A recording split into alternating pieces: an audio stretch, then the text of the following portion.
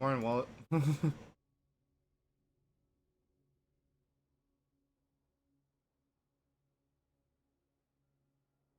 I know it's. I just couldn't sleep, so.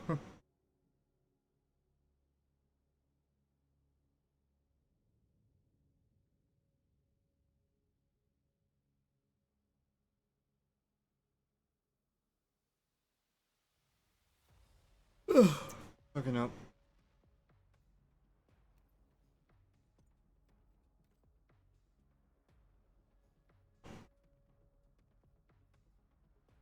How you doing, man?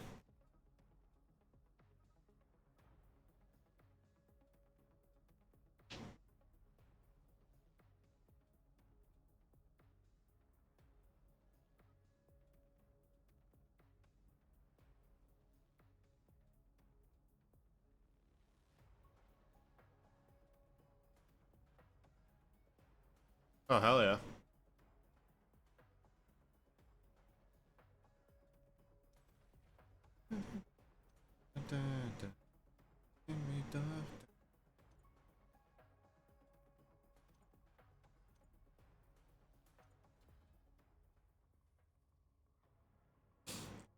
Okay, I played around with some builds because I finally decided to craft a ghost.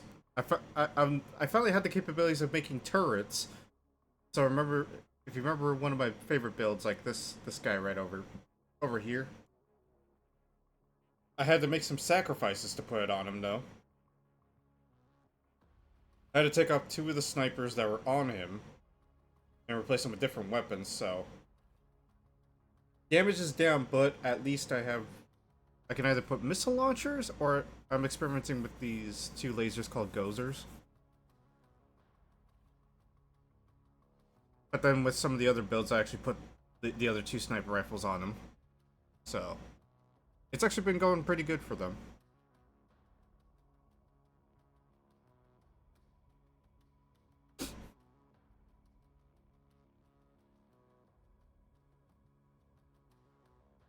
Oh, if it doesn't still say for robots for Destiny 2.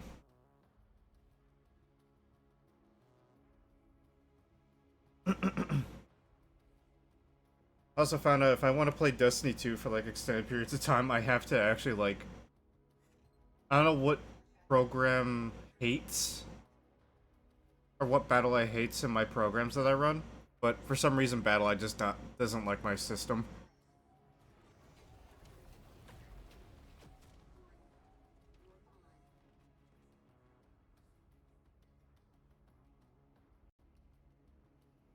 So I have to restart my PC every time that I want to, do anything. At least on Destiny 2. But at least it makes it a dedicated stream at that point until it'll be the first thing streamed, and then, yeah. I do want to try, what is it? War Thunder at some point.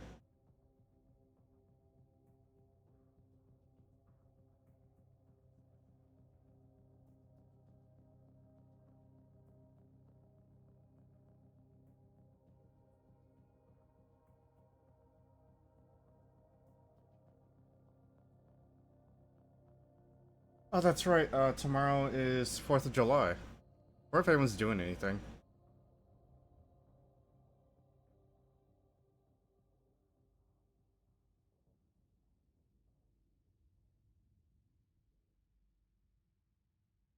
Maybe I'll ask my Battletech group if anyone's doing anything tomorrow.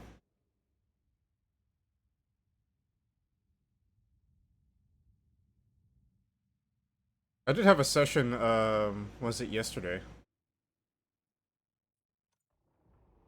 That was actually pretty fun too, because it was with like a person that was kind of new into the group. Oh, the guy that I was running a campaign with was like, I'm not gonna join it. And I'm like, oh, okay. Well, I'll just play with the guy then. So it turned into a 4v4. I brought an Irby that got halved, Like he got rear shotted from the torso back, and lost most of his machine guns, which was pretty hilarious.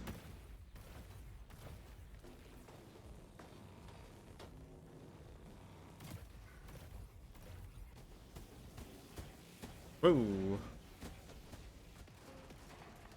Ow! And I'm poisoned too. Fuck! I'm probably good.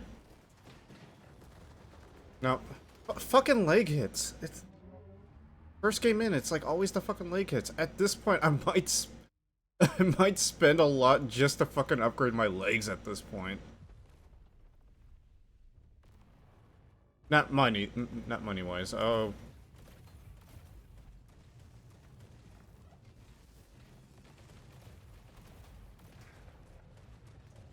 I just spawned, asshole.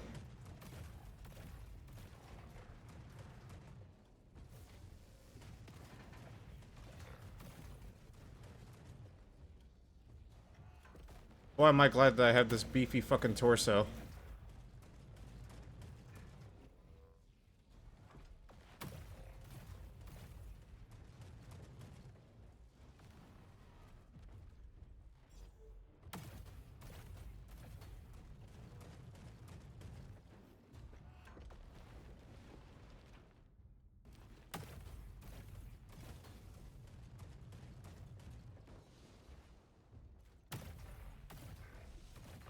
I outrange him, so...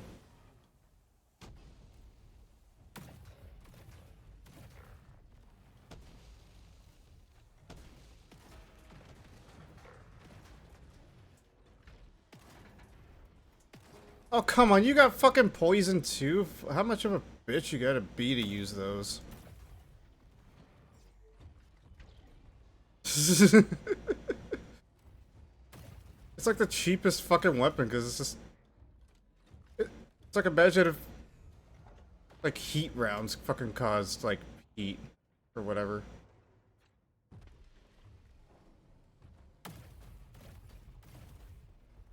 Like, fire damage, along with what they already got.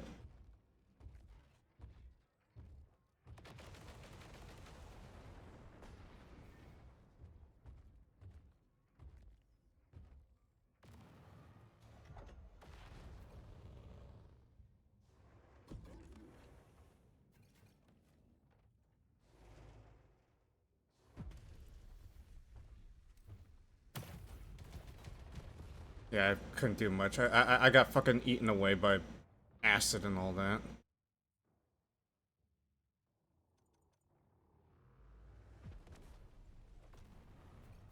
I almost refuse to use those things too, just because of how powerful they are.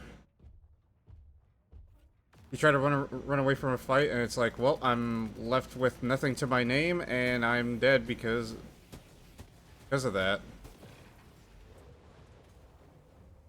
Like, the fire I don't mind as much, because, like, they have to at least get close, and the fire can actually go away relatively fast. American Nightmare.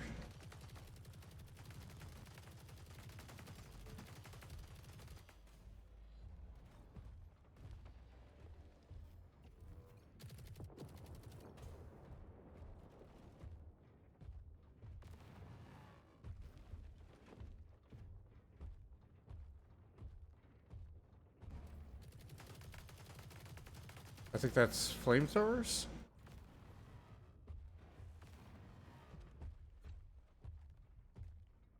I might not be able to out DPS it, but I can force him to reload it.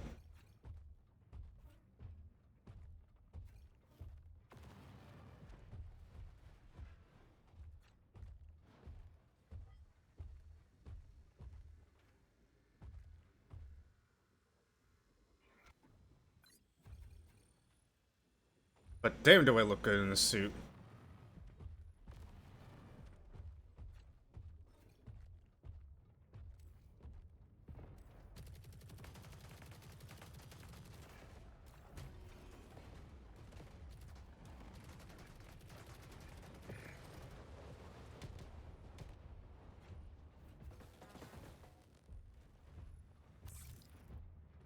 Okay, I want to preserve this mech at least because it can be helpful in a team fight. No, don't go forward, you fucking maniac.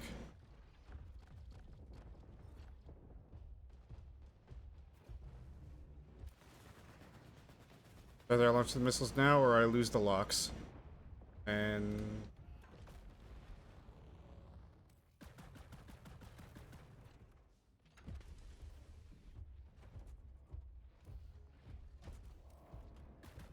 force them to move away from each other.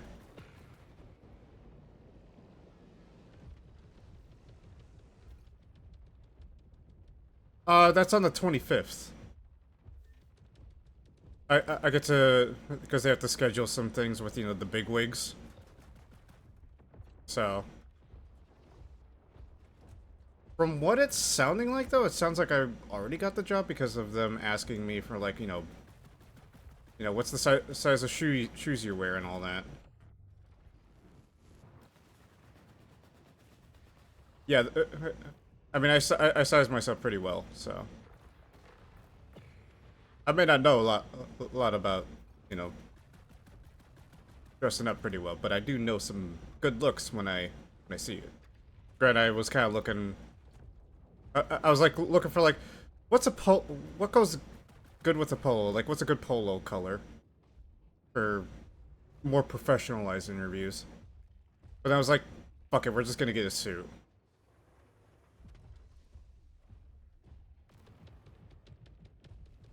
I know how to dress a suit better than I do you know, polo colors.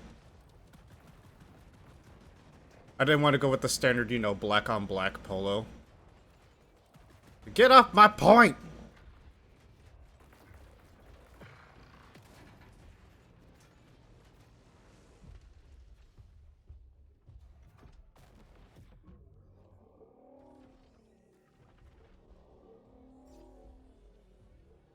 I got a couple, and I'm like, I feel like a golfer in this, and I don't think I'm sinking any holes in once anytime soon. I could just shoot him to death. Nothing wrong with a polo, but I'm pretty sure they would probably appreciate a classic look. Although them seeing me in a Hawaiian shirt, it's going to be also funny too outside of work if they ever interact with me out of that.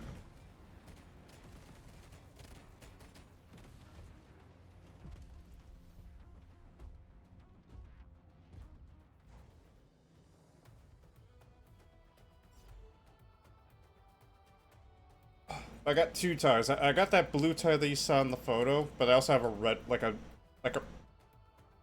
red striped one that looks really nice too.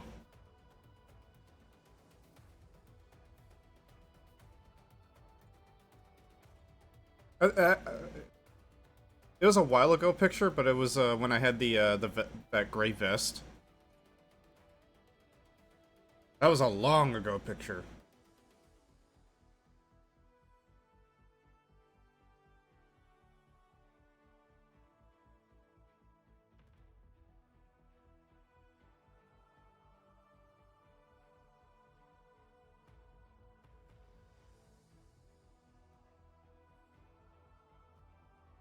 Also, let me work on this guy.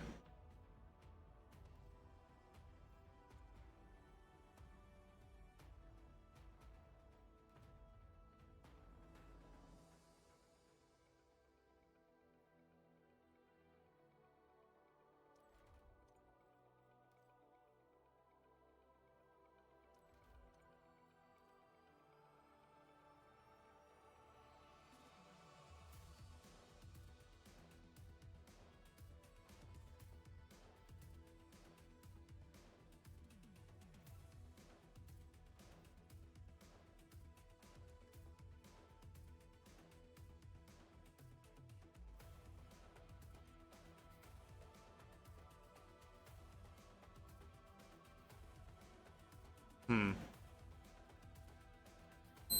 could probably change the legs off of these.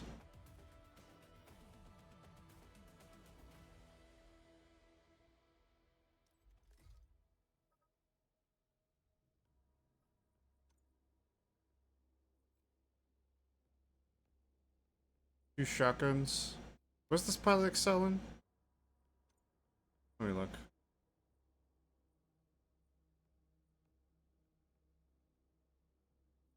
Oh yes, the stay still loadout. Fuck.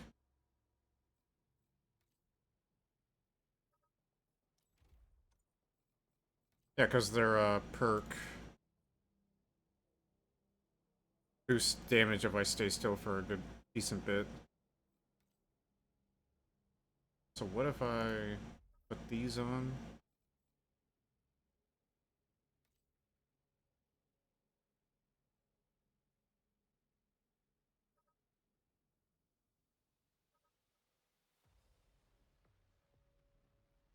Do I dare? No.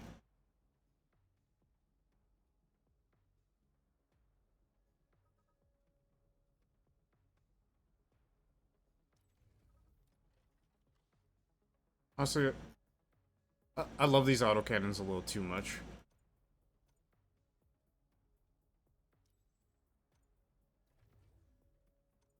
Yeah, I'm taking that autocannon from the other one.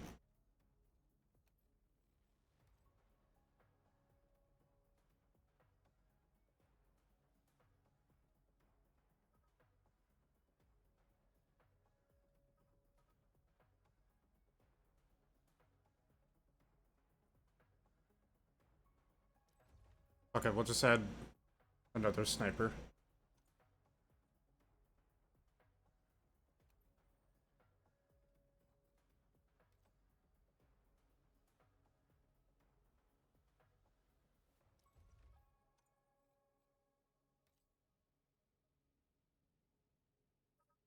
We'll just add all the snipers to this thing.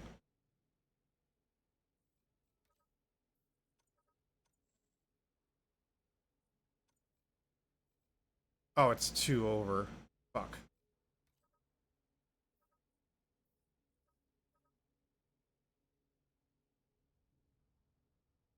Hmm.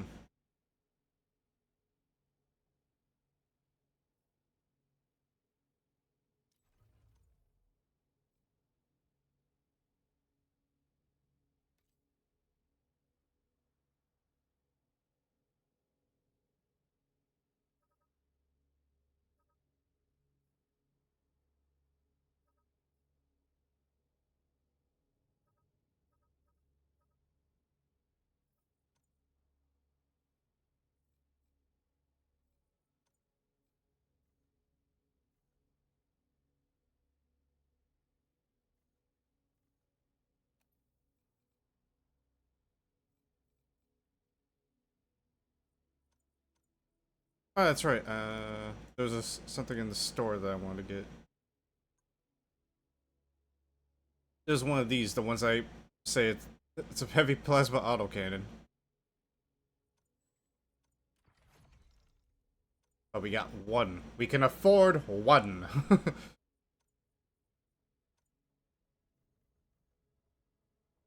Also, I finally found a healer torso.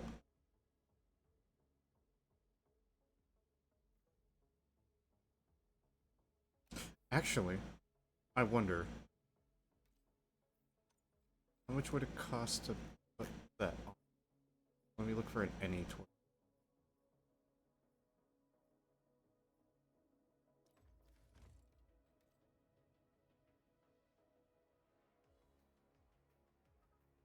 Nah, it's too expensive. Fuck.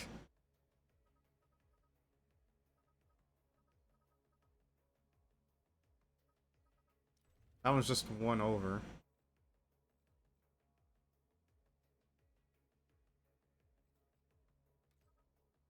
Or just this.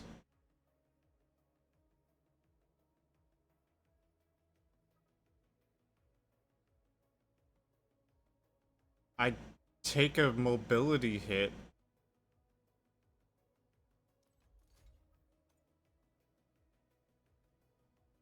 But I can start ripping into armor because these things are really good at taking out shields, but this one's really good at taking out armor.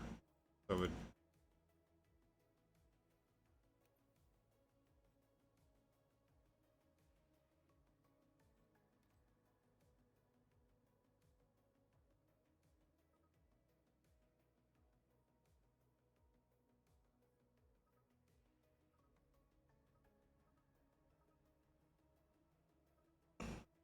Hmm. Fuck it. You know what? I'll put these 2 shotguns on.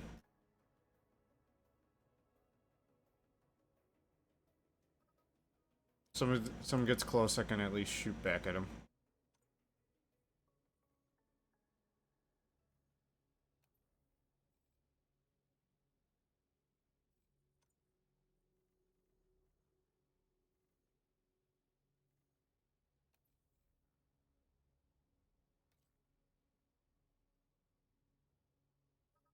I can't put that on. Can't put American Nightmare on.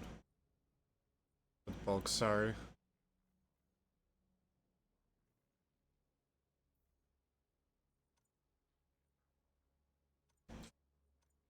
Eh, I could do without the airstrike.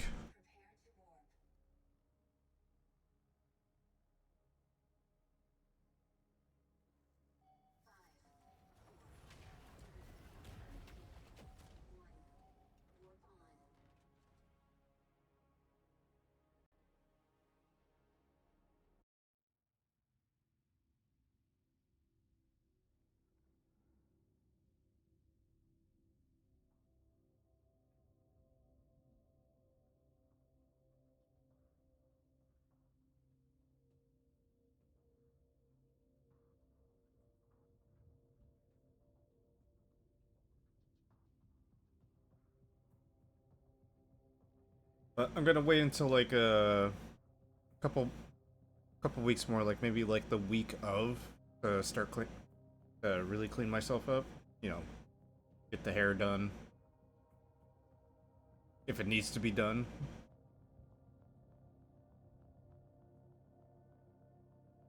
Let the mustache grow a little bit more. Growing out the handlebars again. Then I'm gonna shave it just to freak everyone out. Who are you? Me, Baz. And I'm running with 4max. Fuck. Okay. Well, when do I get that clown emoji out?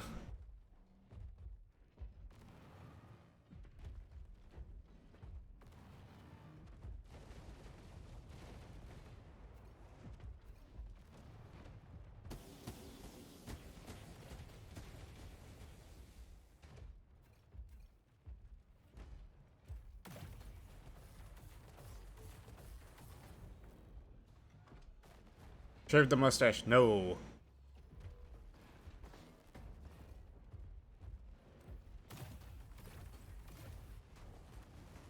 Oh, shave it after?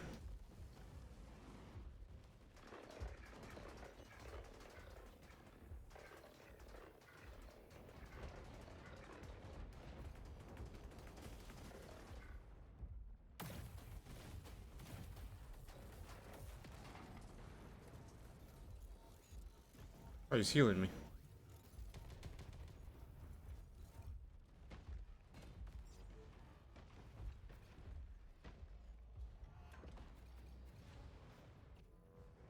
Death Angel, we cannot see him, or we cannot help you. If I cannot see him, I cannot help you.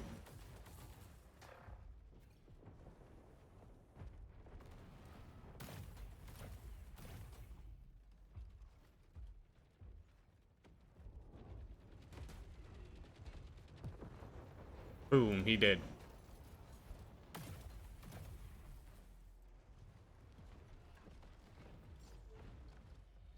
I can make it work. The mustache will work.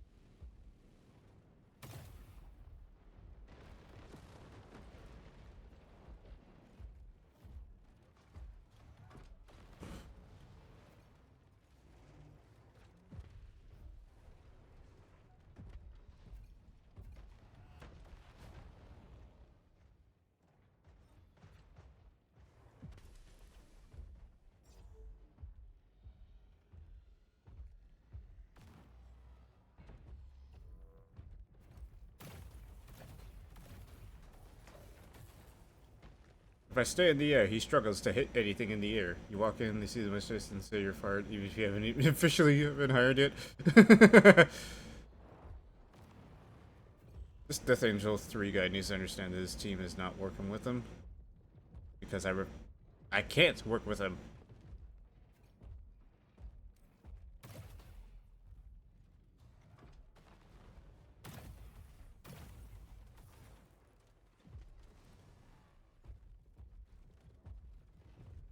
If I could fire you, I would hire you. But I can't. Because you're not hired. Nuke! Aw.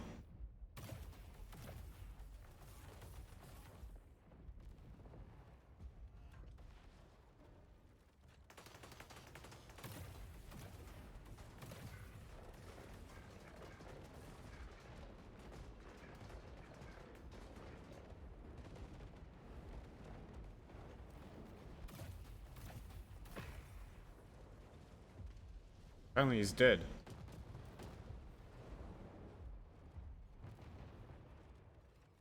Let me go get this double damage. You're hired. You're fired.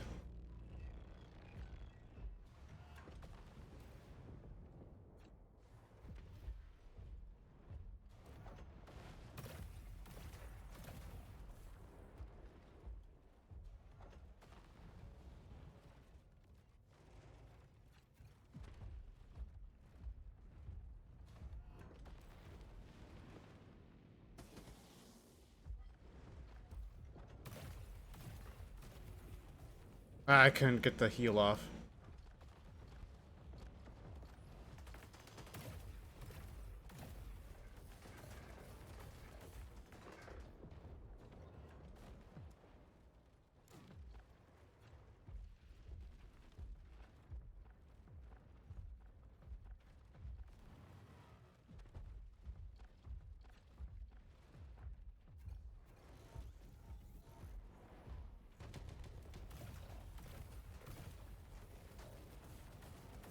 We are theoretically spawn capping them.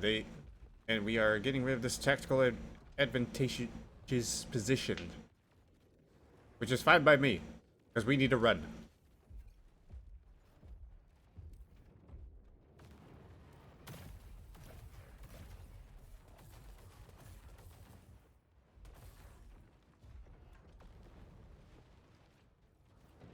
Nuke.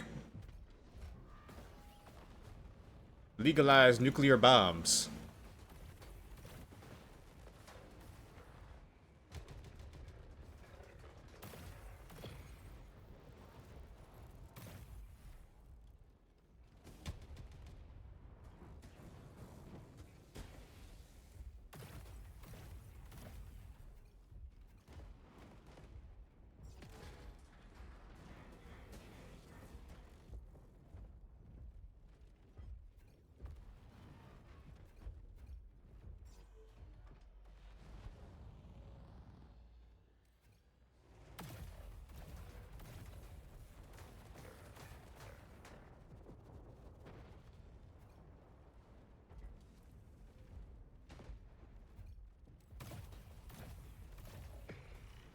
Ooh, yeah.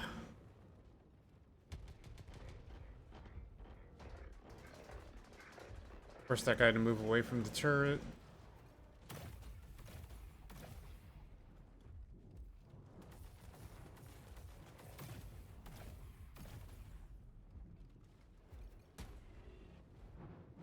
That man, eat his ass. And by eat, I mean kick it.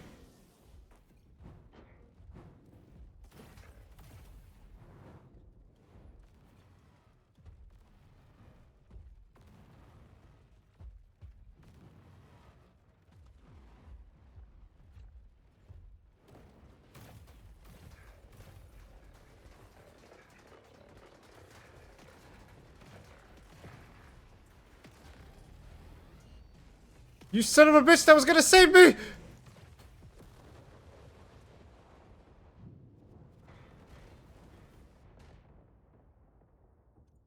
That was all one life, too. Oh wait, we respawned this mode. So what am I worrying about? If you treat it as your last.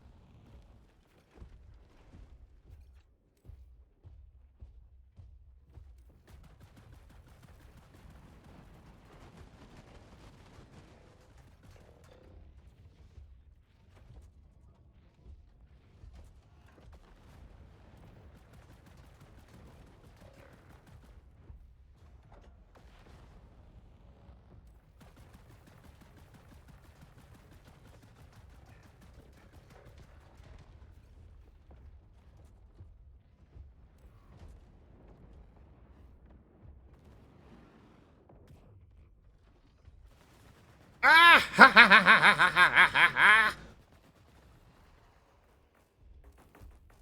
Oh, you're all grouped together? Get the hell away from each other.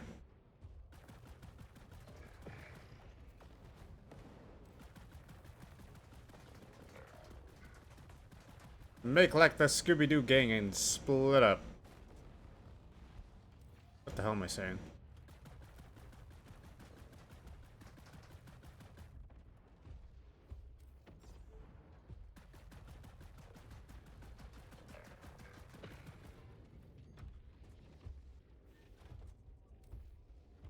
Reload, reload. I recognize those legs. Give me them legs. Maybe that's what people are doing to me. They recognize my legs. So they're going for my legs.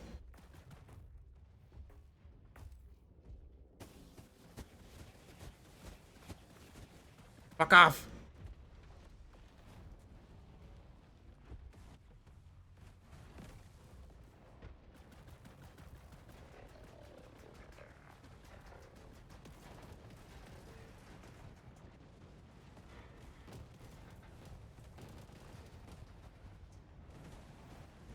I didn't shoot all the ammo! Nuke, please! Yes! We nuked him!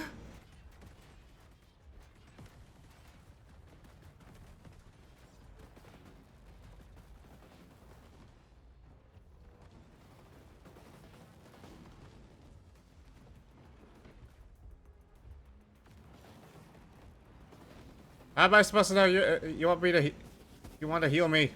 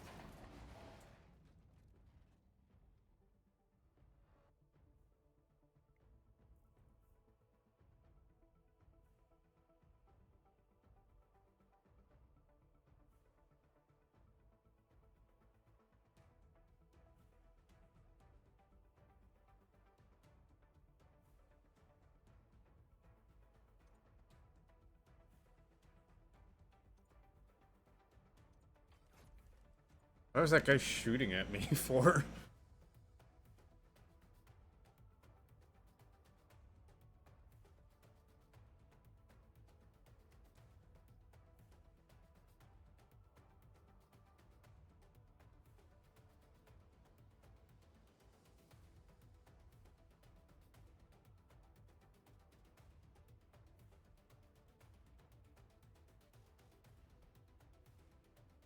I'm actually like looking through like the streamers on right now.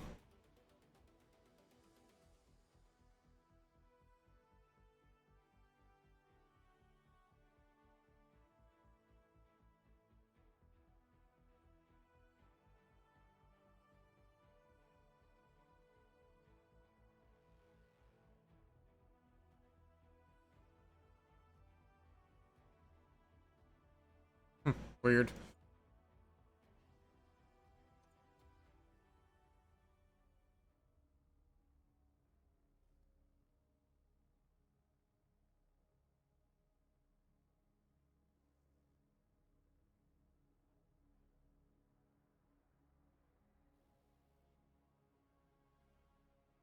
Is he in the Discord?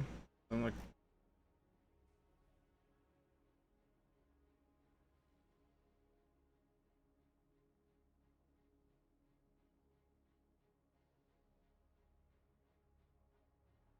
hmm, weird.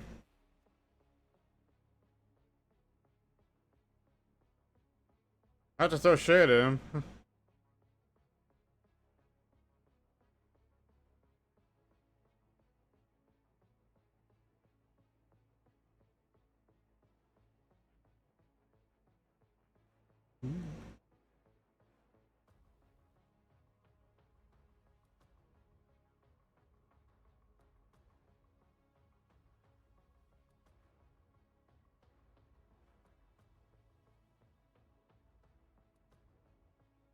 Oh shit, wait. Oh shit, shit. Wait. Aren't I forgetting something?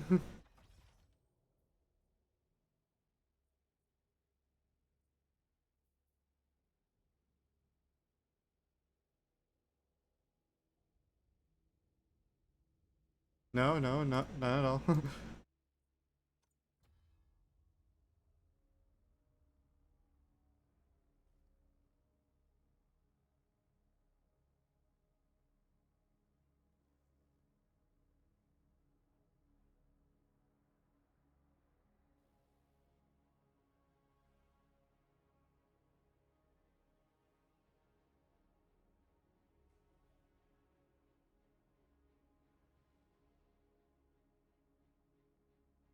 Let me change my playlist. I haven't listened to this song in a while.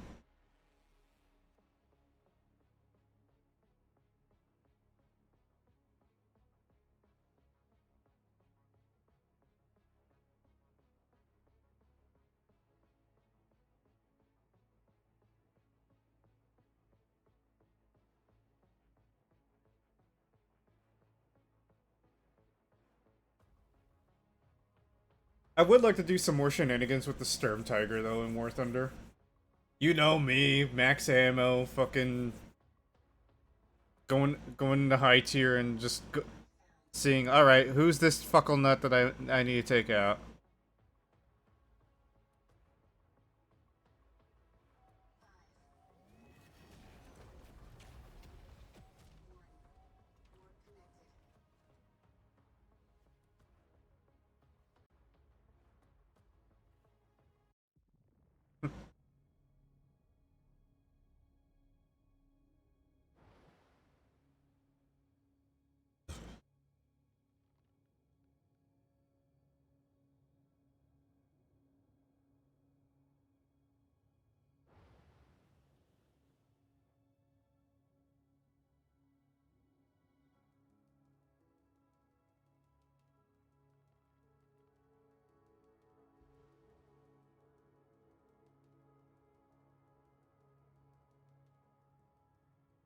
I do want to try some of the new aircraft I got as well. I know the MiG-29 sniper for Italy is going to be just a simple fighter.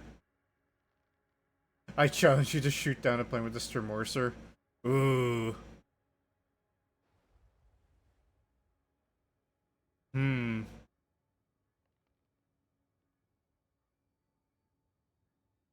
What's in it for me?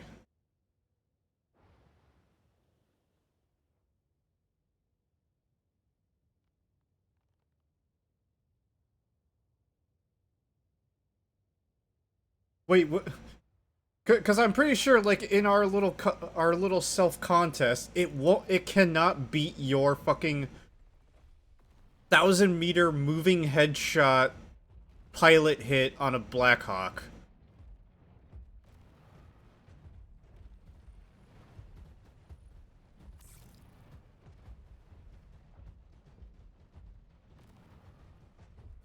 You're a masochist. The pain and suffering of the challenge is the reward.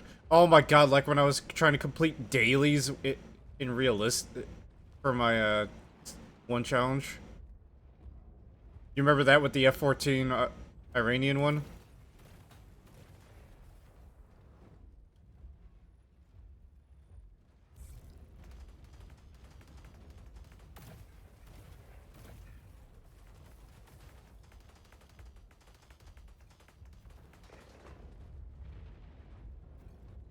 Oh my god, the amount of fucking raging I did. That was a raging Cajun.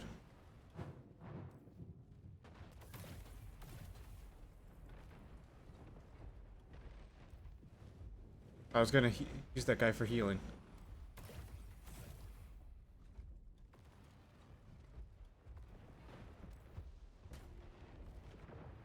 He's marked for death. Get that ass.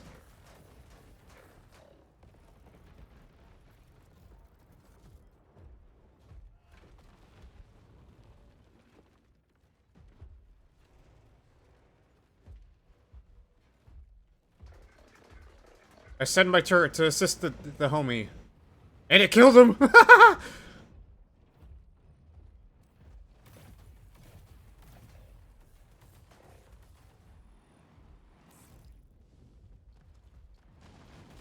Ah!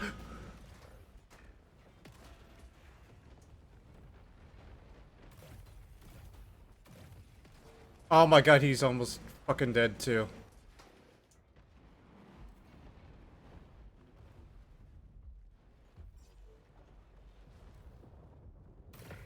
Pull!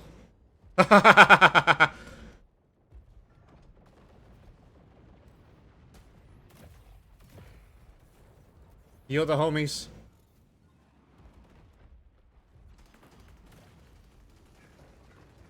I put the turret in his shield and it's damaging him.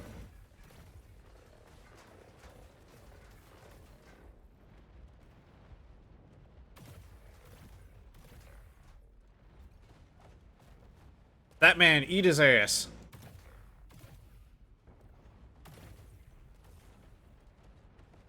I know we're starting to get to play more World of Tanks Heat because they introduced a new character with tanks, a tank that can disguise itself as dead.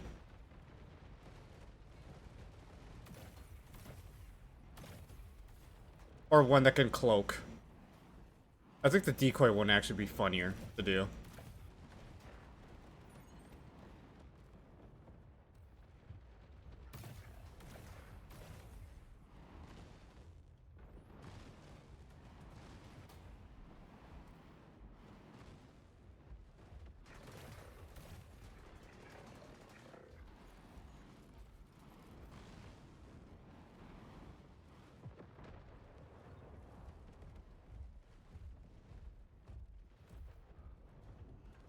I'm actually a fan of deception mechanics in games. Like, give me something that can disguise myself as the enemy team or like play dead or whatever, and you have my heart forever.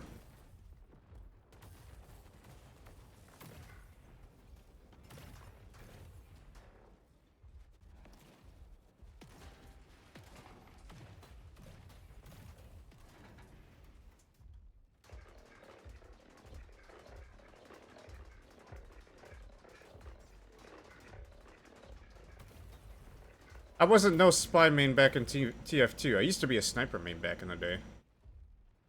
Back in my day.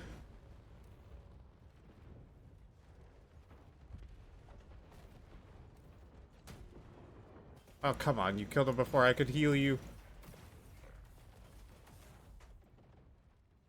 But I do love being that bastard that's just deception.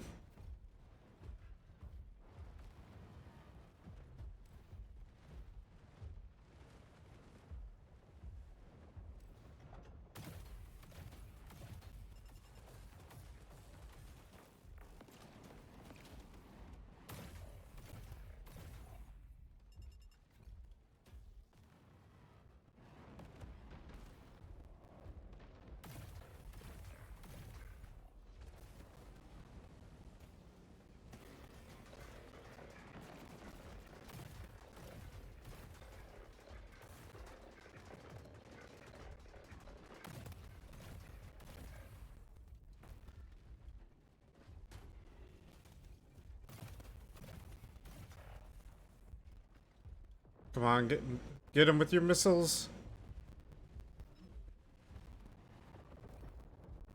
Ah, not enough for the heal. I do want to preserve this mech too. No! No!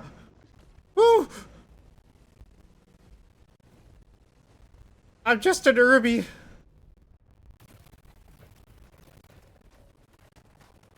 You can have that point. You can stay over there.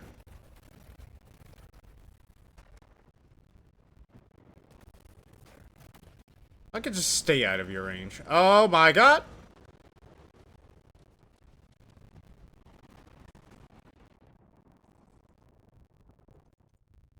There was no surviving that. I should have been faster.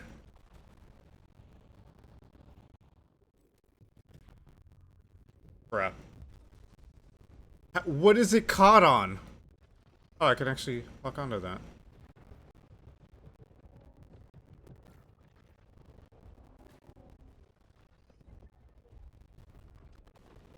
What did I even lock onto?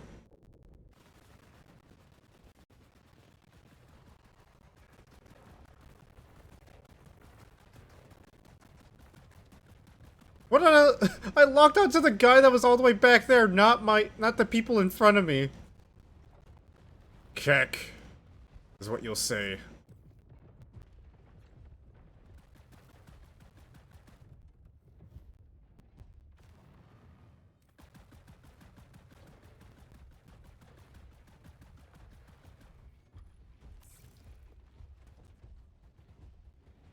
Oh my god, he actually fell for it.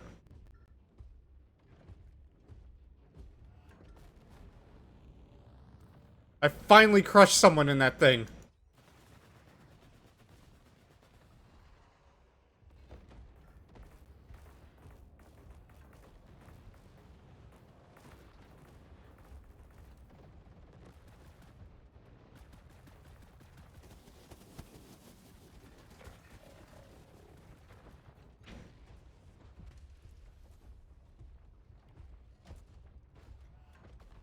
Two alphas walk onto the point.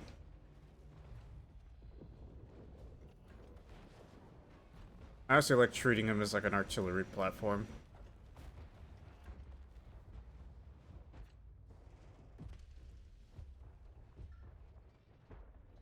Oh yeah, they're gonna lose.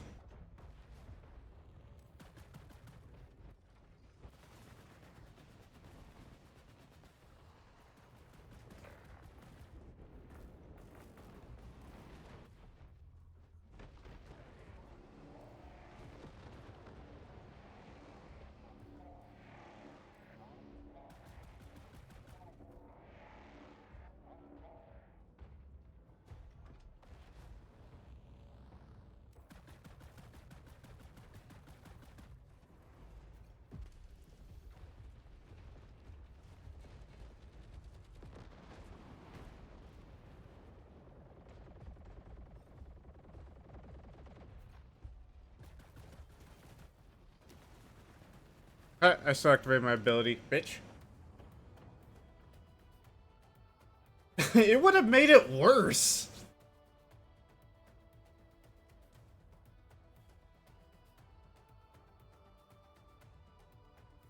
Honestly, he should make his own fucking AI-based Destiny game at that point. Like, prove us wrong. Prove us all wrong. Make an AI for his own Destiny, based game. I want to see him try to make it good.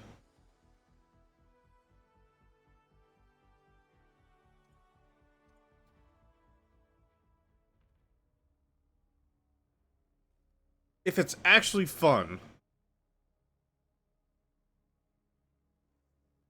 Or has, like, any soul to it.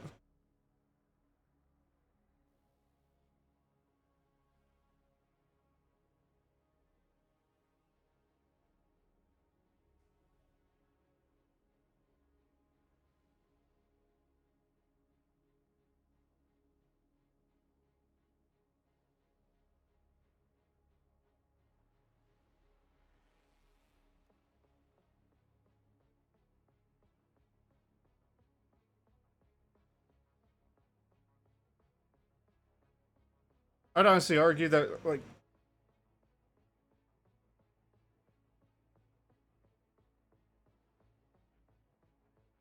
go ahead, Epic Games. Make your own fucking Destiny-based game.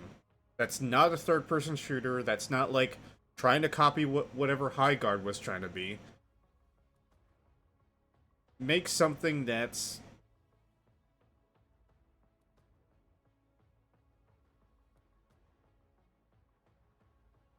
somewhat original, we'll say.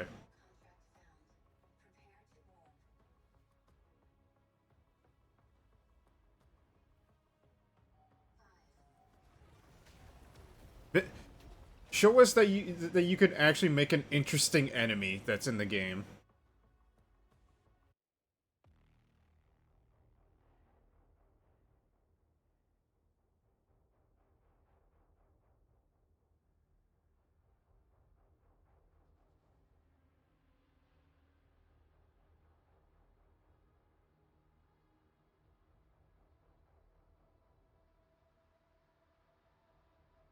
I guarantee you, like the supporting characters that you're supposed to care about would just be like the most cardboard fucking characters ever with no soul in their voice whatsoever. I'm gonna take a dig at Skyrim here. Every character in that game would probably sound the same.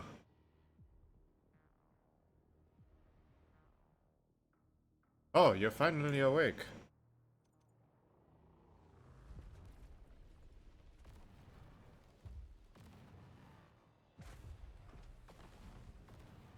Is AI making Fortnite profitable? No, it's fucking collabs. That's what's making it profitable.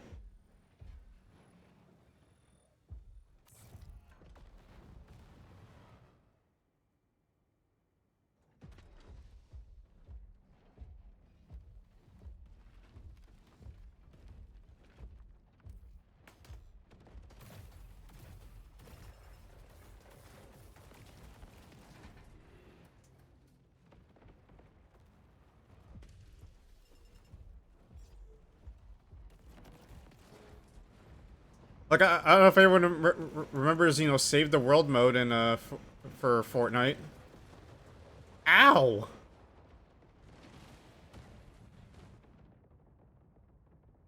Oh, he's got the heavy shit. Okay. Actually, this is a dumb move. I don't know why I'm here.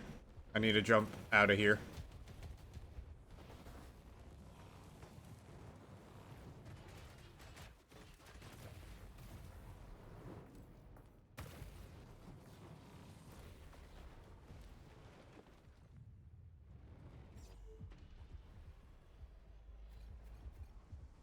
Like, the voice acting audio in the, Save the World mode for Fortnite, I remember it was, like, it was rough.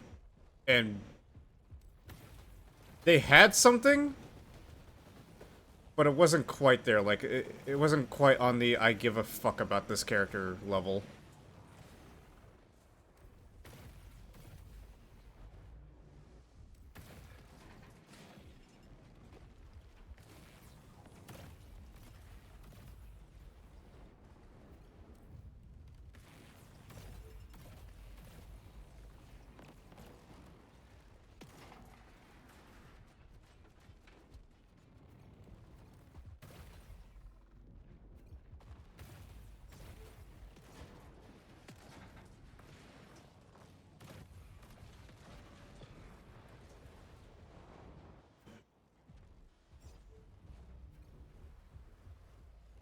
Like, it wasn't bad voice acting, it was the quality of the voice acting. Like, like, it needed some work. Let's be honest.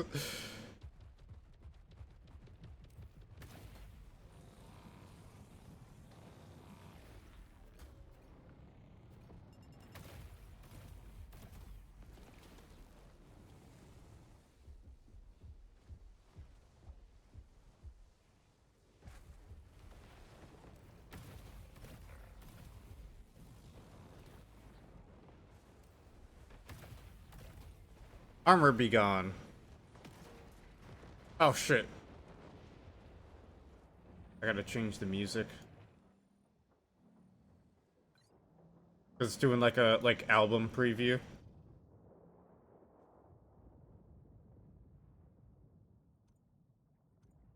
AI is the future. AI is whatever. AI is just bullshit.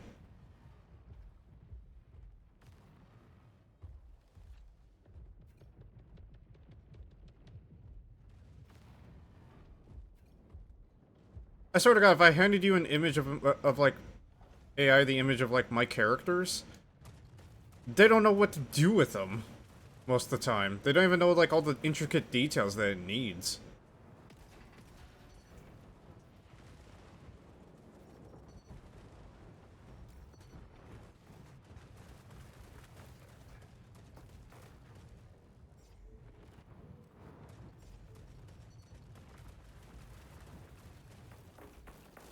I don't care about firing ammo away with those.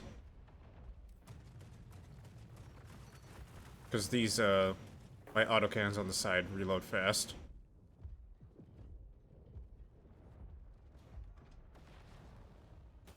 That is bad! That is evil incarnate! That is... uh-oh.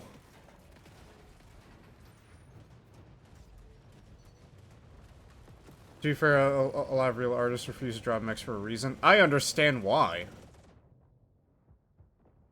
I completely understand why. That's why I have, like, the more simplified shit. I'm surprised that, like, they decided to make a like, this as a VTuber model.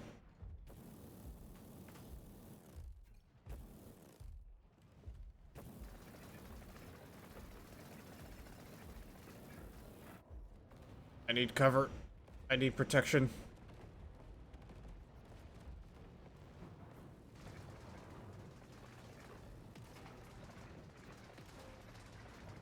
Oh my god, ow! I gotta be selfish for a second.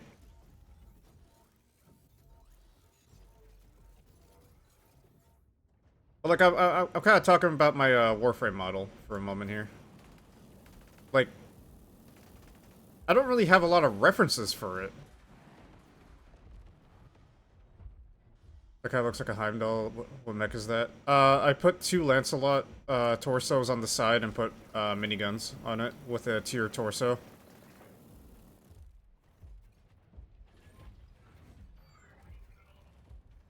Also, I'm operating on no sleep right now because... What the hell is going on with that guy? Side torsos. Like the sides.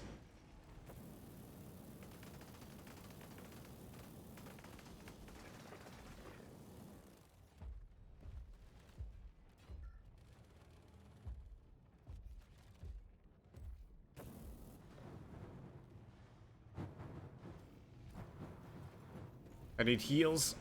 I need to be selfish.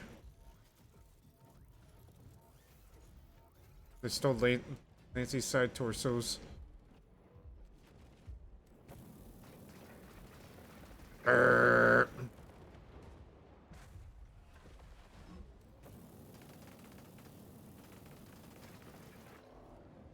Oh, hell no!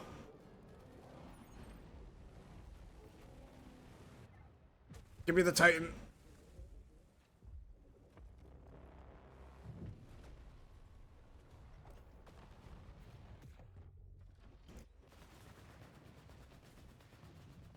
All the missiles.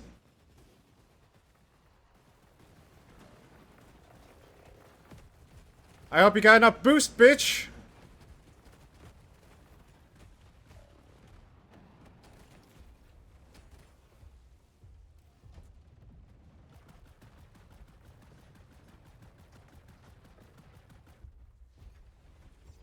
Looks like my scavenger Heimdall from normal war robots. Yeah, that's what I like about this one. Mix and match.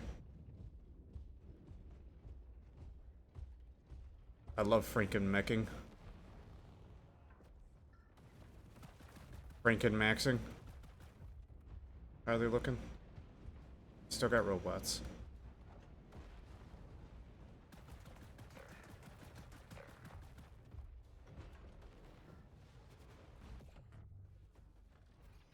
Ah, goddammit.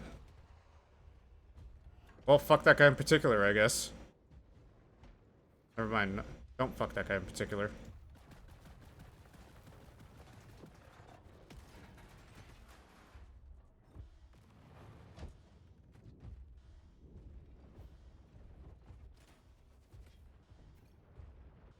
Push me. Push me, I dare you.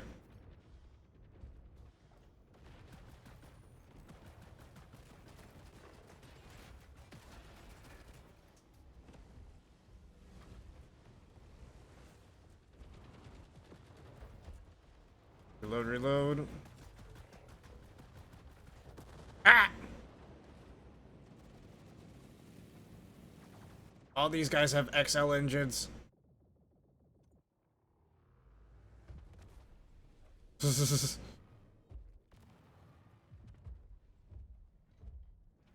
still got 2 Titans available.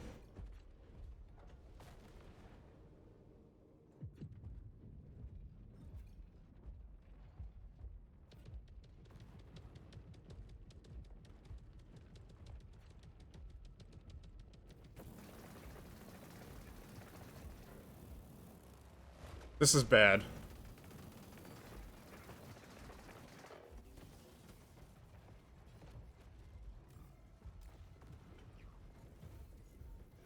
Heal the boys.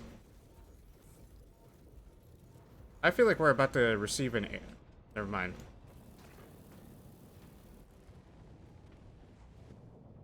I thought we were about to receive an orbital strike. We did not.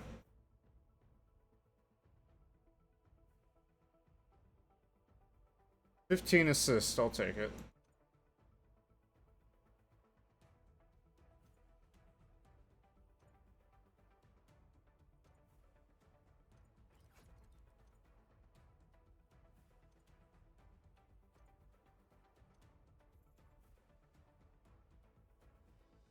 Got that, got that. I'm just missing legs.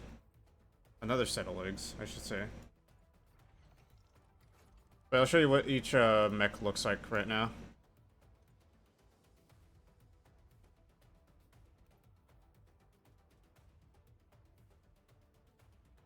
Big torsos, little torso. Well, they're called shoulders, but I like calling them torsos.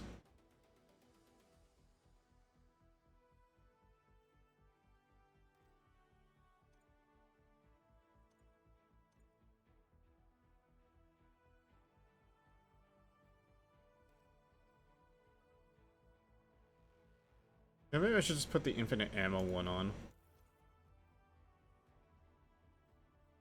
Or actually... Minefield.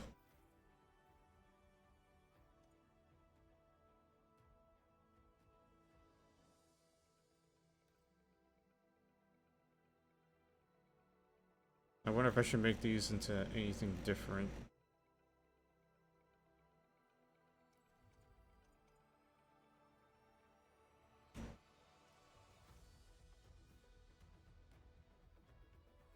Yeah, that'll work.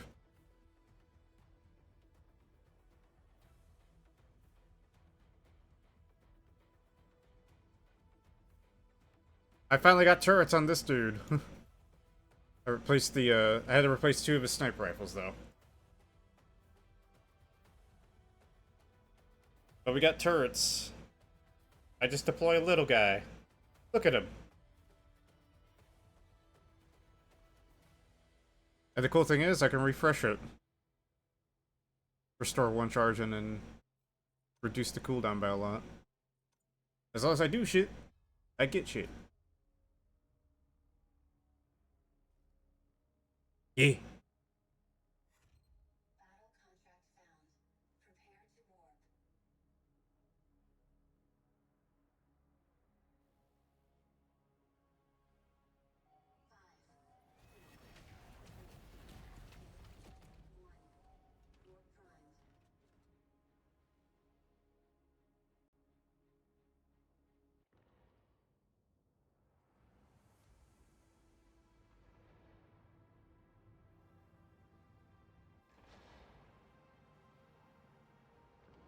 Just booted up War Robots and it took exactly 49 pop-ups to get into the garage.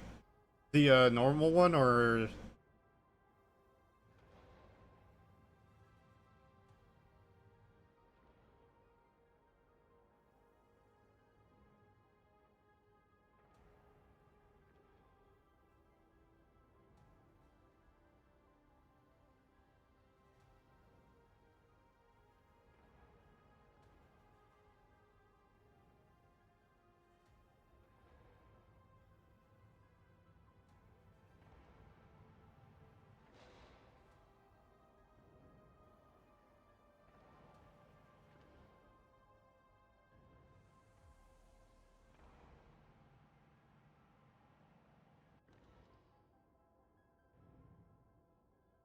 yeah, funny whenever I see some VTubers that I follow say like, oh yeah, they're using slurs, and I look inside and it's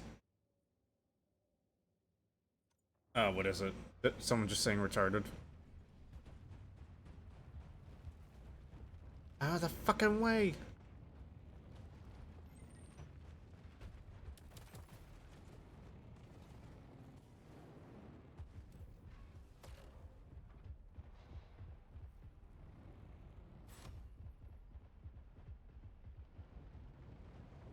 I don't consider it one.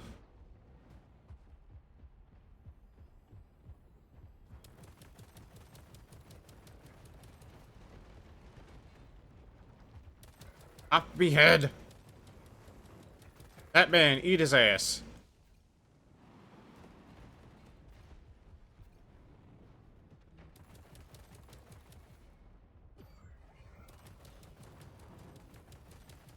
Oh, you thought you could be a cheeky little bastard?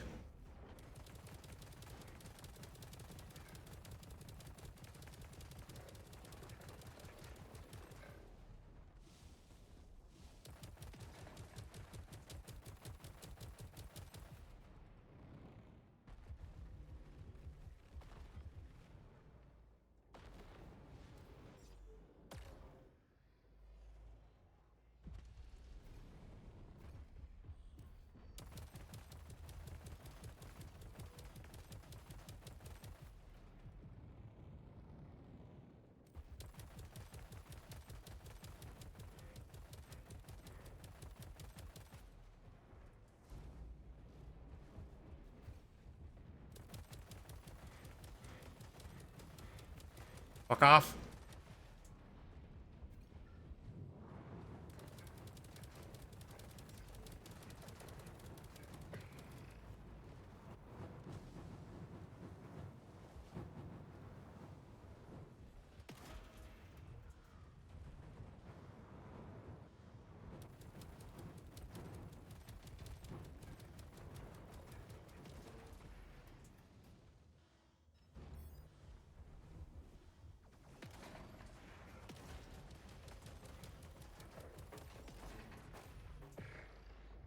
Haha.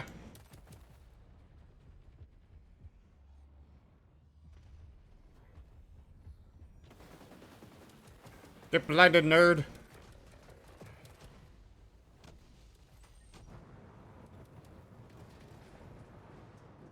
Ah!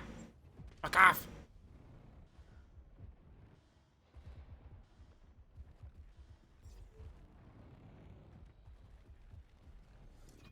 You even got a repair kit for me?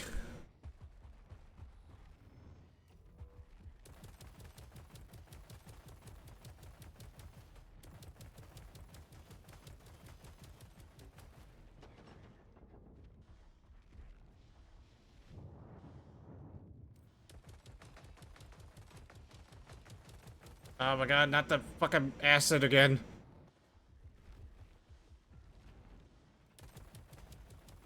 My hippie day's already over.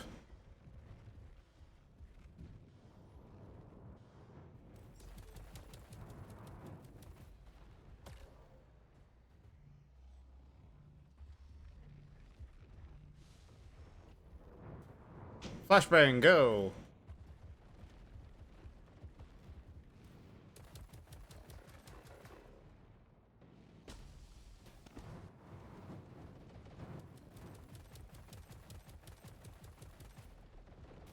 Oh, shit.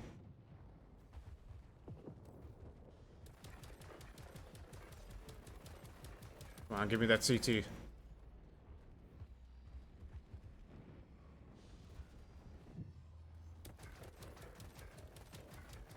I started to treat this thing like a fire moth.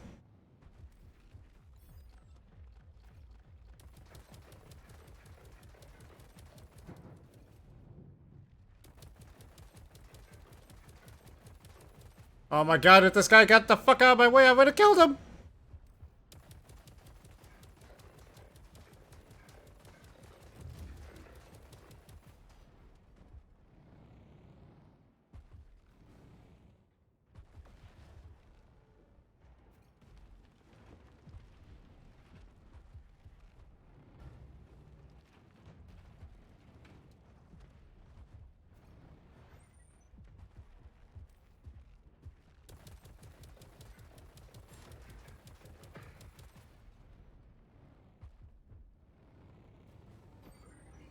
You there, sir.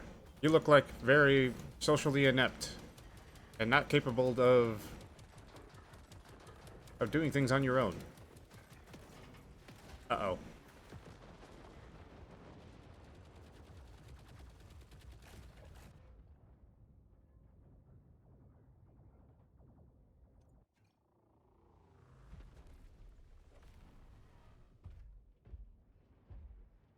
Oh, my former coworker and I, like, sometimes we walk around our downtown area. We just go for a walk. We go for a little stroll. Sometimes. We catch up on things, you know, gets us out of the house and all that jazz, you know. Natural things to do. Anyways, we encountered this one dude that wanted us to, like, get, like, hey, you want some testosterone? And I'm like, why? Oh, don't you want to feel more manly?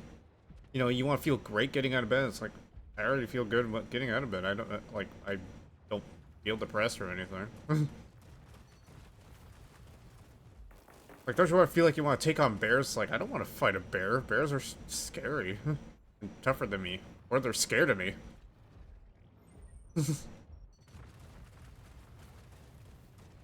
Then my buddy hits him with the, why do I want to feel more manly? That kind of makes me, it's kind of like less manly if you need to feel more manly.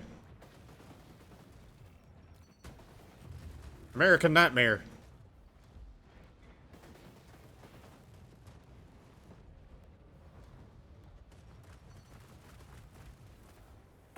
It was like the most Wild Wasteland perk shit ever. It's like, bruh.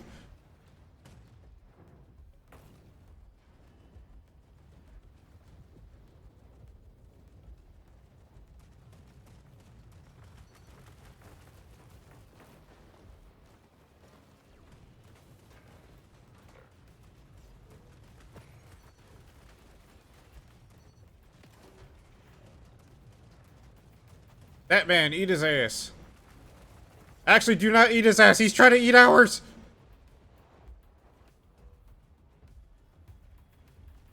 Oh, then we witnessed the aftermath of a guy was drunk driving his motorcycle too. Just revving his engine, being just a fucking drunk nuisance. Thankfully, it was just being a drunk nuisance.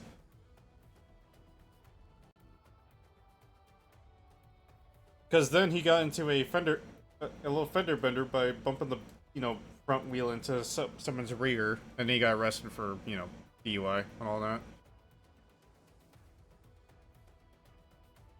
Got rid of his Miranda rights and everything, and he was starting to bang in the back of the car to the beat of, you know, that, uh-huh, that's my shit. Oh, the girls shake her hips like this.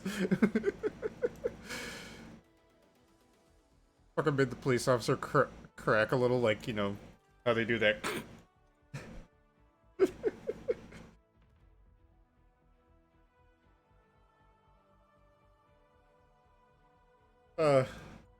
Fucking what? Fucking what? Didn't happen all at once, but it was funny.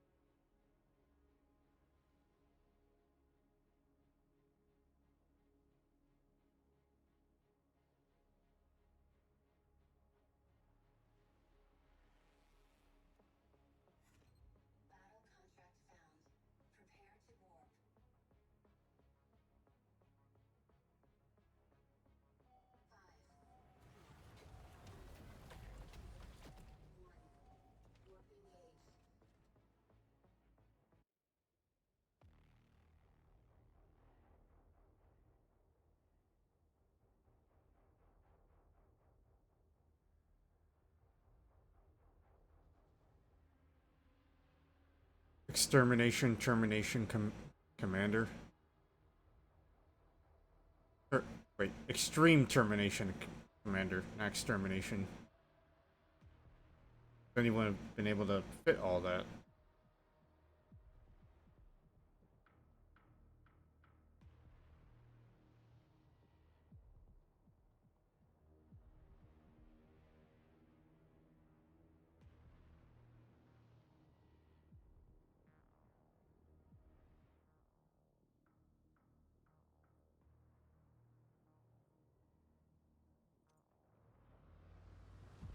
Get this guy out.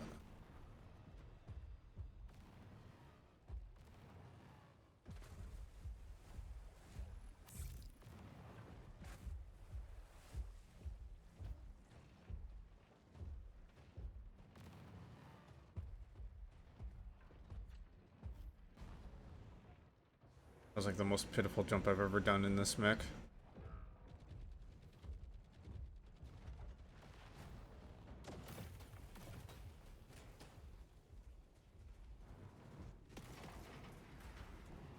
Oh, got in my fucking way.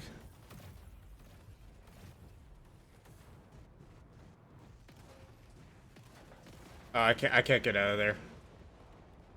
If we didn't line up like fucking chickens, we probably would have had something to work with. Not my good mech is gone. Good thing I got others that are good, I think.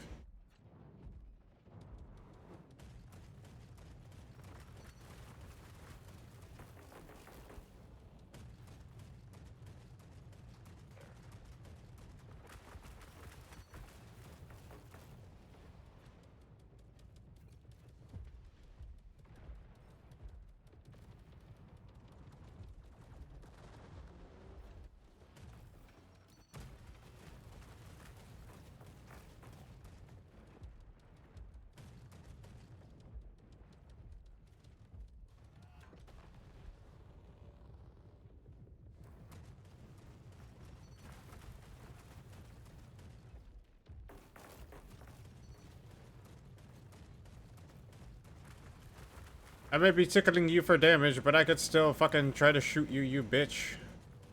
I will lock onto you and fucking missile you to death.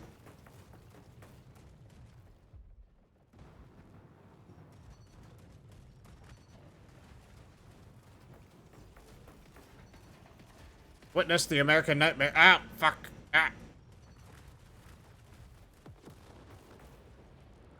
Crap. They could still see me.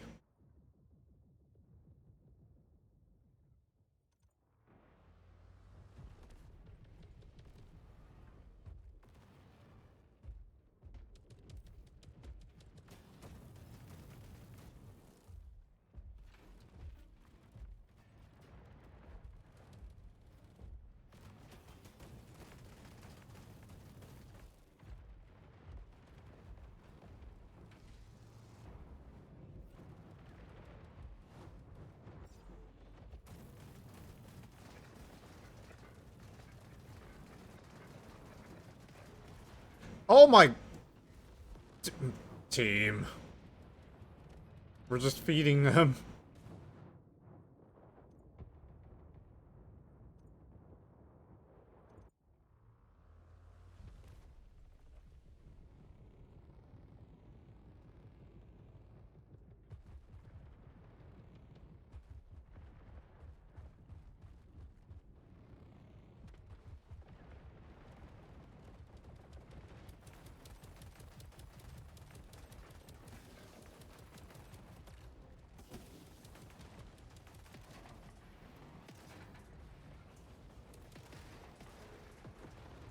My fucking god. If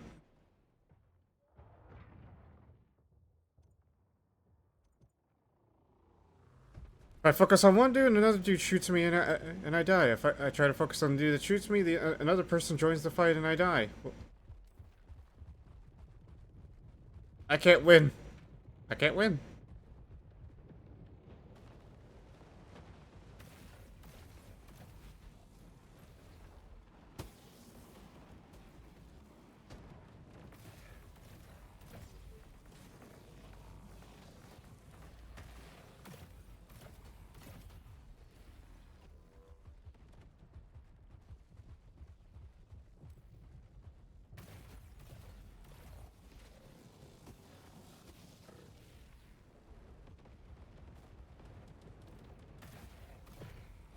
At least I can walk away with the kill, at least.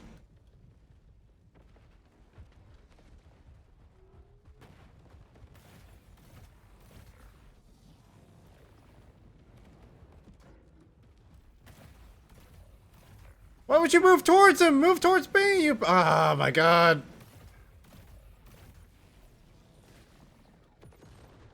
At least he killed him. Why is he come? Oh, bruh.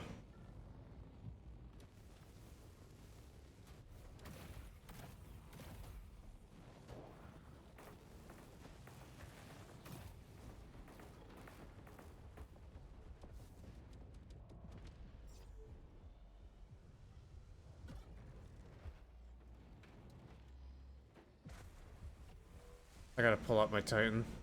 Because I gotta preserve the mech.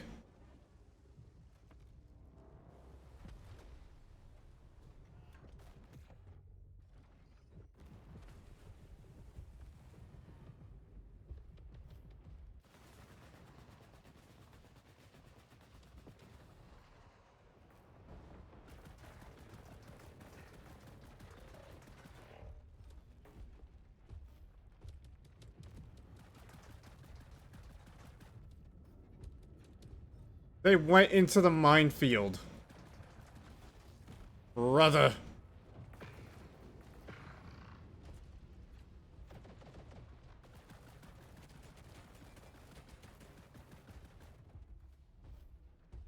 They put a minefield on him.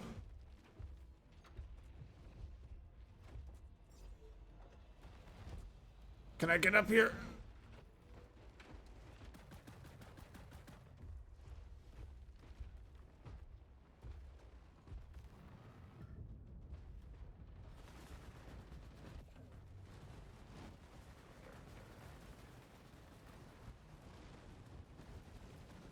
Oh, we gotta get on the point.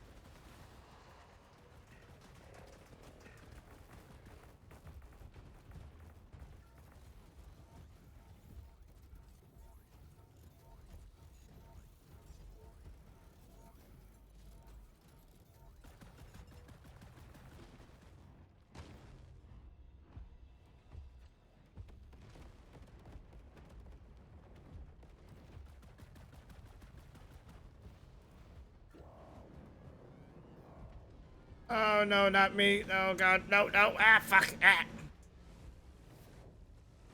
Defeat. My face? That's not my shield.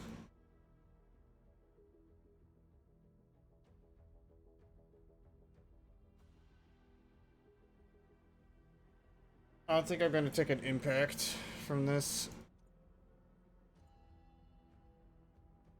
Yeah, I actually got a benefit. I don't feel good, though. I don't feel... I got some duplicates I want to get rid of.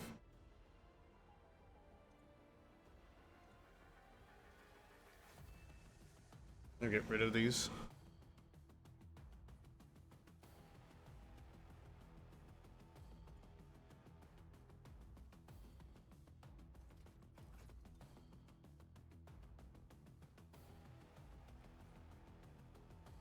I will keep duplicates of shoulders, however.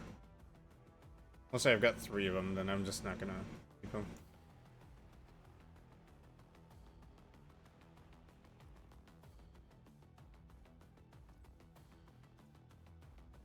No, not craft. I want to upgrade.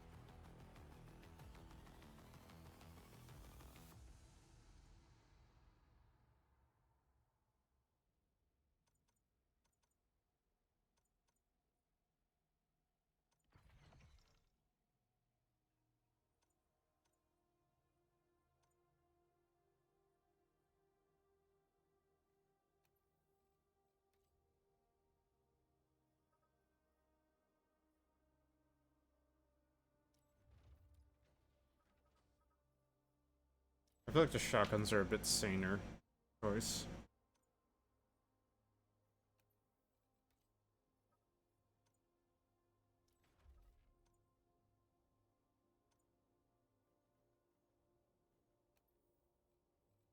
I could take advantage of this guy's benefits.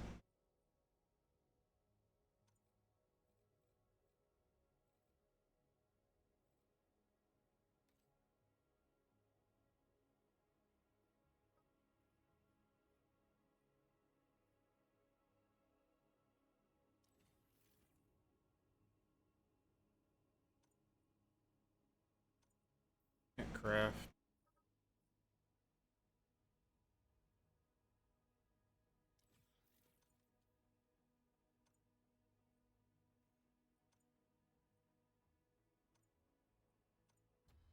Alright.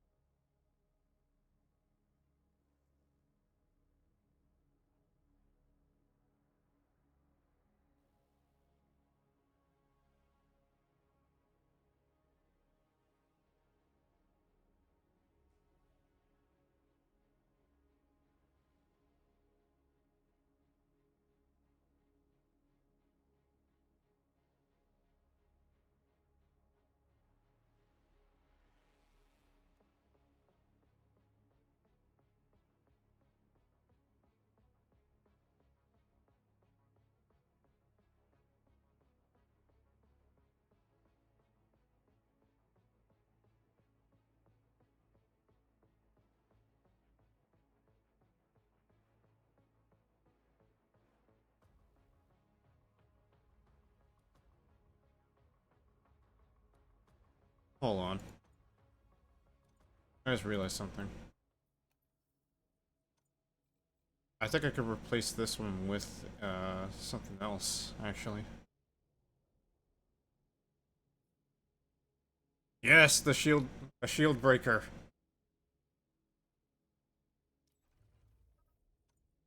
Oh my god, it's bigger than...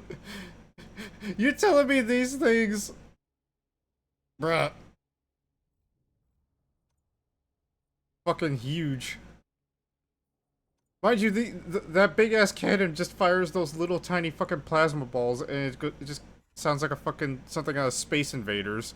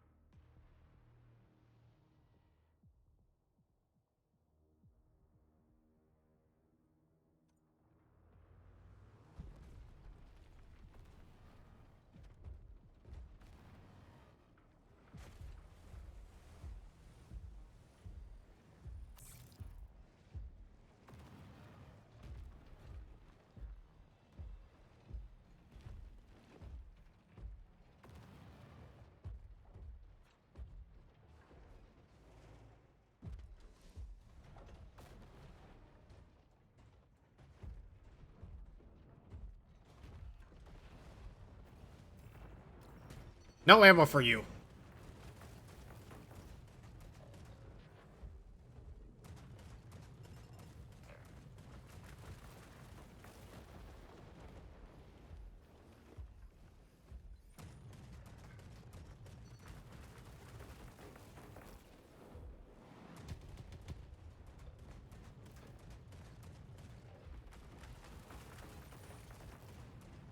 Give me them legs!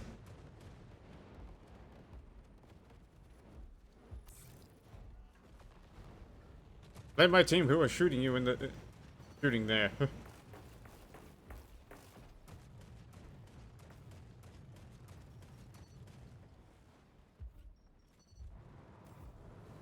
American Nightmare.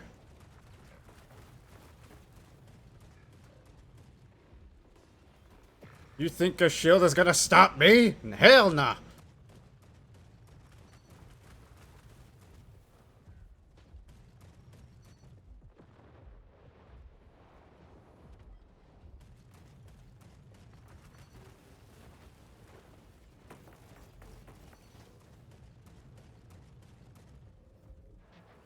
Get back here. You're a missile boat.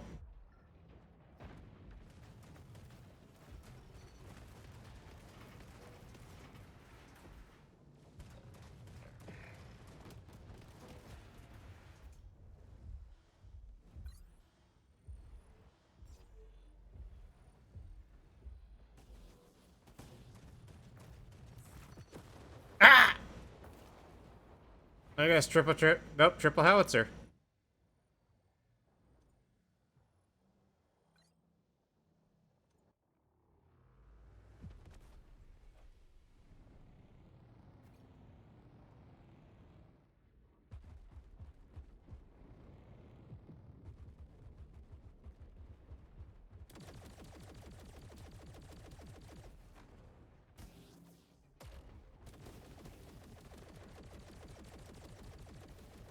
That's a torso twister.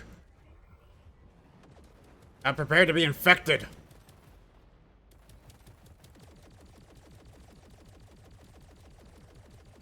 Oh, that makes a world of difference. We're getting through their shields.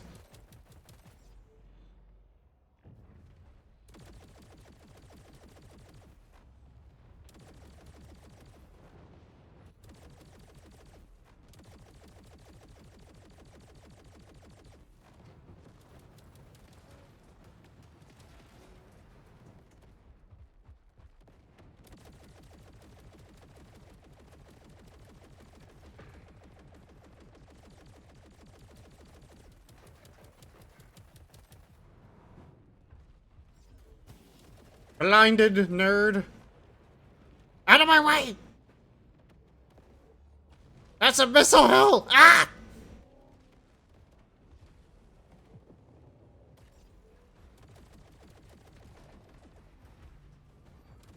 Infect him, infect him, infect him, infect him, infect him.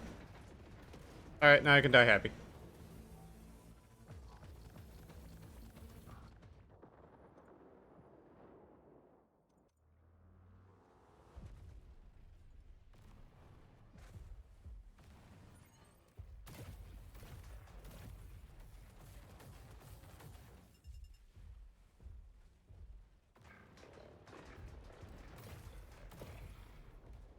Holy missile hell, Batman. That's why I love Alpha. How you doing, Epi? You sleep well? Because I didn't. If not at all.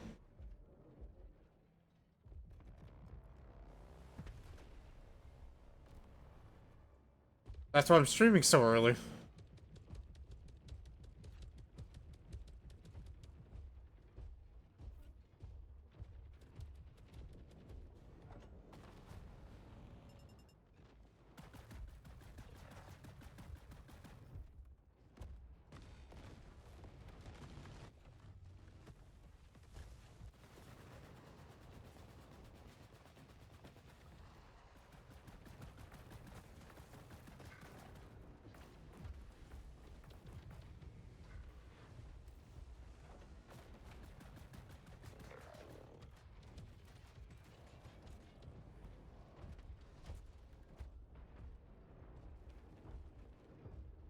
Mm-hmm.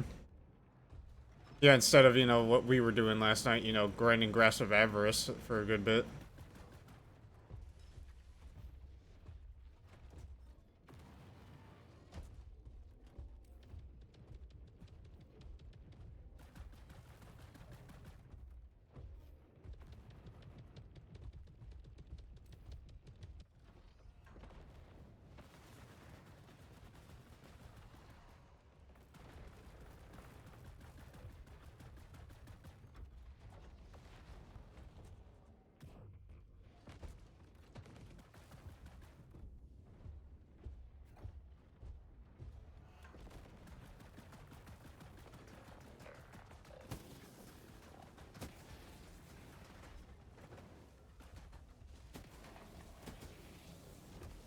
Where you going, buddy? Where you going? Party's right here.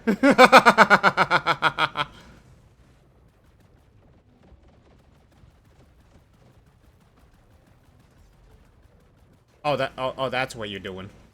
Uh-oh. Oh, hell no! Oh, well, I'm dead.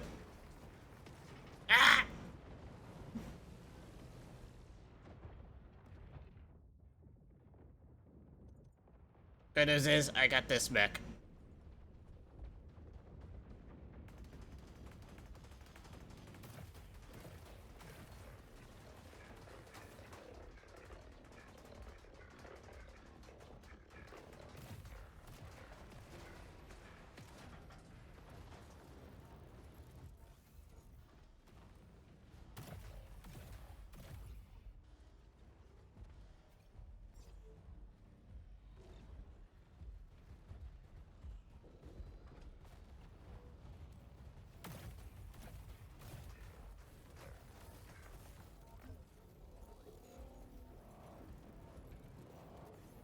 My ninja training move! No! My boy!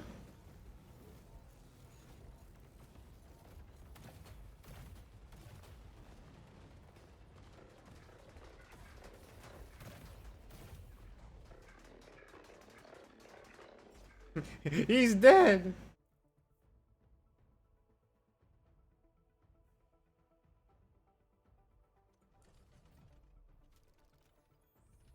No! Not that number! Get me off of this number! No!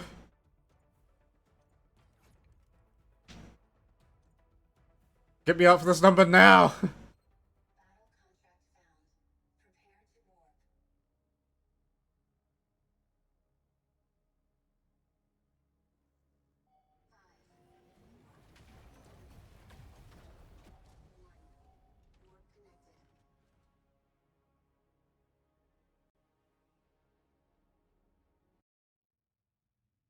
Yeah, you're gonna have to sort through your iron banner armor.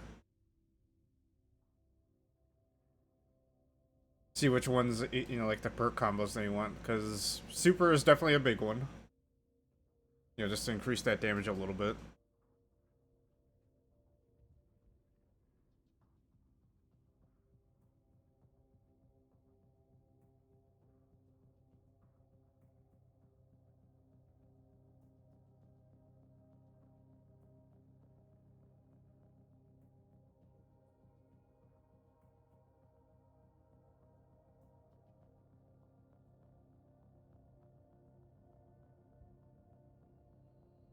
Really? Which raid is it?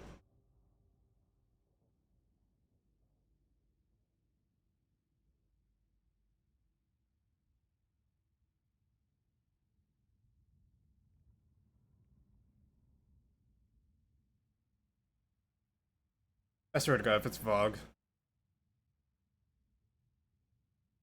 AKA Vault of Glass.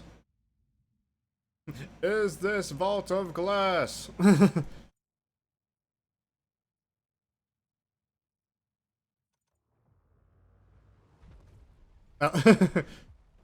Yeah, you'll have fun during the raid.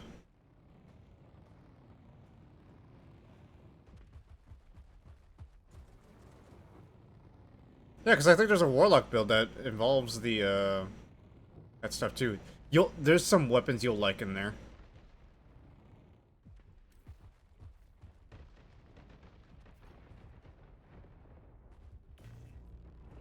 Double damage.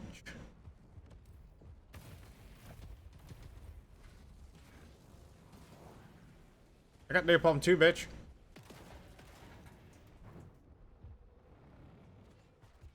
Oh my god, how many turrets are you gonna put on me?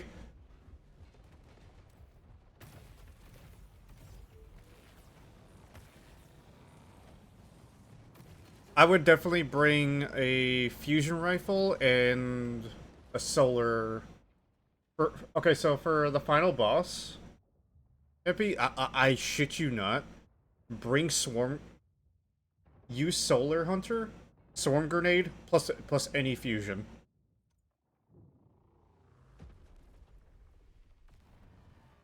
Because what happens is during the boss DPS phase,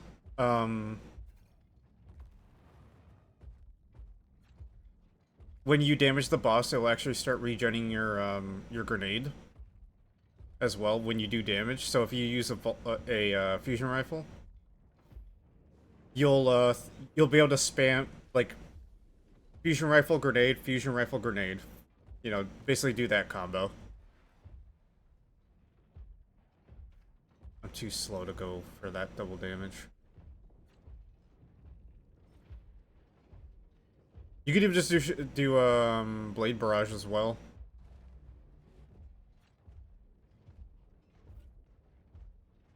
If you wanted to.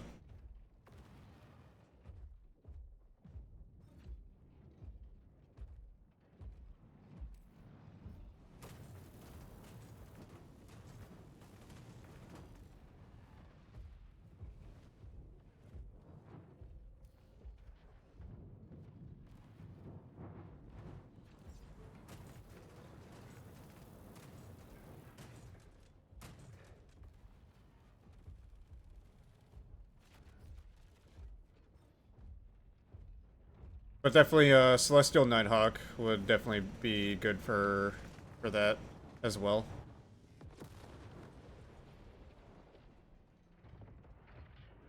Wait for Divinity to pop, and then, you know, pop that headshot. There you go.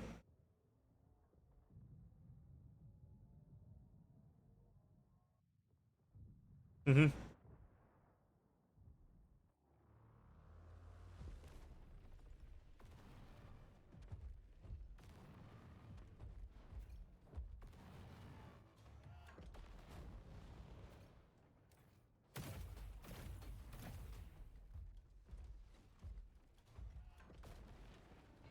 Yeah, I know I need a build for my Warlock as well on it. Plus, you'll have a chance for, what is it? Vex Mythoclast. Maybe you'll have better luck than other fucking people have. They can even help you get the Catalyst as well. If you ever get it.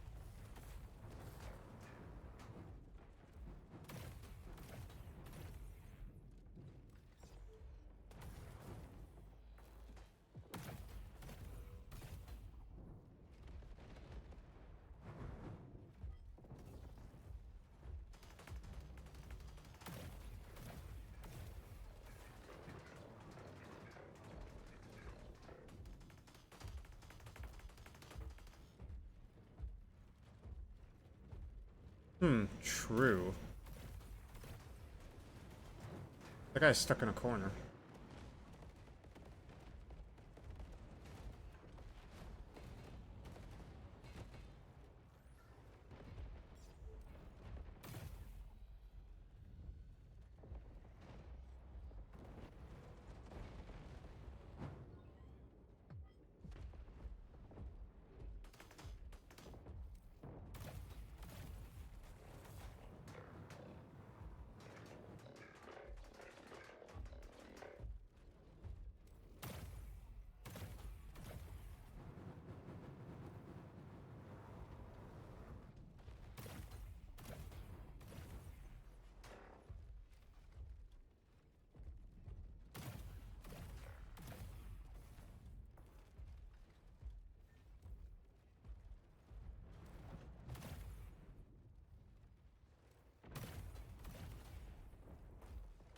Definitely a big one that ruins DPS too. Like if you ever play Warlock, don't run the floating Nova Bomb, like the one that splits.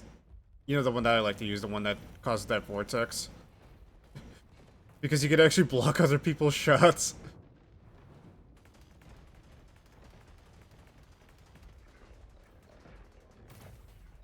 Yep, I've done it before, and I'm like, oh, I'm so like, oh, so sorry.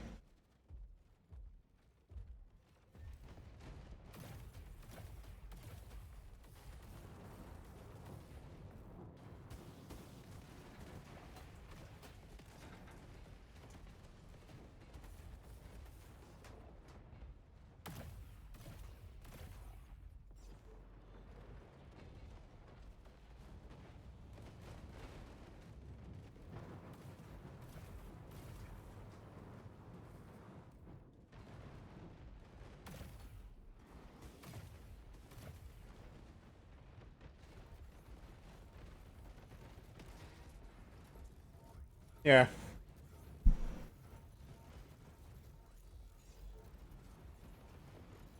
Vogue is like piss easy to learn too, because like most of the mechanics back in the day was just like, if you know how to do the mechanics, you could just carry people.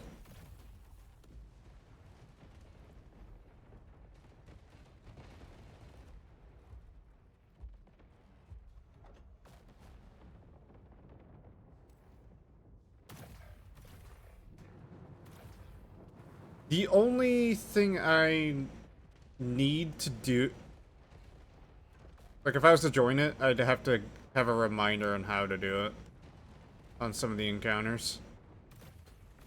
Like the first encounter is pretty piss easy, because literally it's just ad clear and getting on the plates.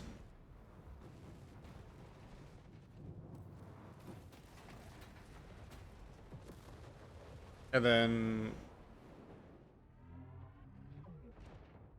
what is it? The second encounter, you have to do base defense.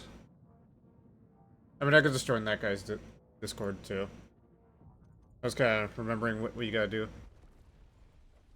Second encounter is basically base defense. And then the third encounter, you have to fight a Hydra, but you have to... someone has to... what is it? Get the shield down, and then it's boss DPS. One thing I would definitely start getting into the habit of doing is not moving as much during DPS. You know, like how we kind of do our little shuffle and all that.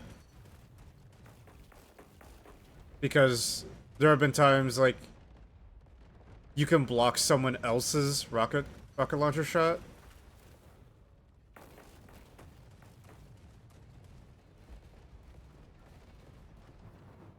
Or you end up, you know, shooting your... you know, blowing yourself up.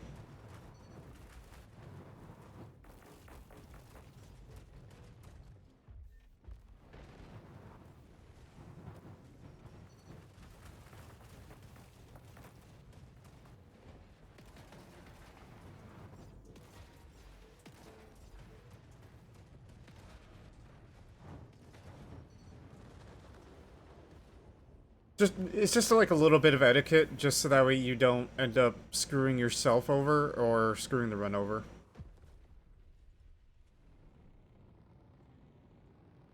This is especially apparent with the guy who has to hold the shield as well. But yeah, after the third encounter is a Gorgon run, where everyone has to basically run through a little maze, but it's not really much of a maze at all. It's more of just a...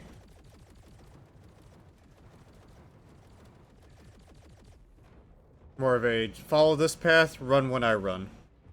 People know they'll show you the path, and just whenever they say run, just run. And hug a wall.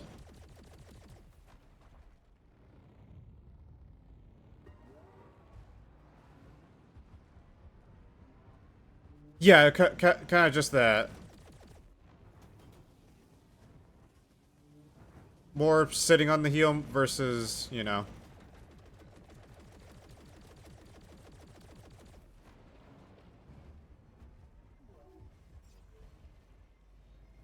Yeah. Or like even sitting, you could even sit on the outside of the circle too. Just as long as you're not in front of someone. Because like, you know, if for some reason your DPS involves you having to dodge for something, yeah.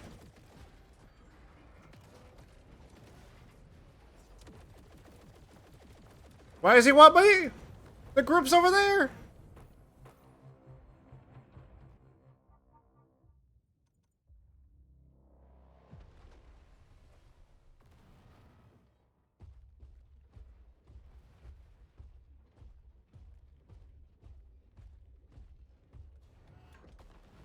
At least he used his main ability on me.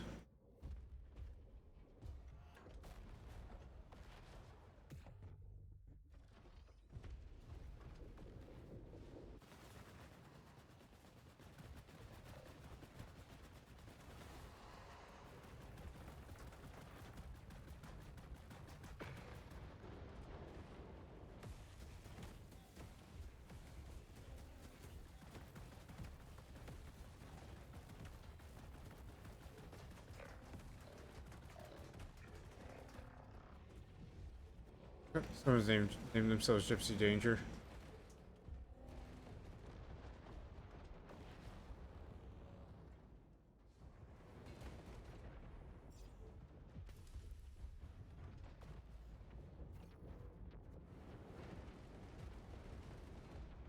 Or even just crouch in front of people too. You know, have them shoot over your head.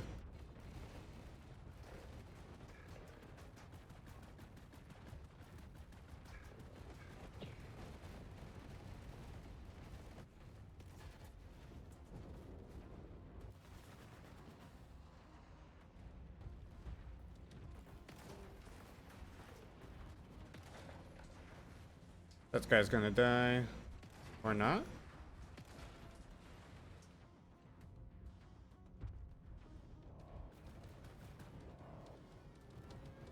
Oh, I might die from this. Fuck.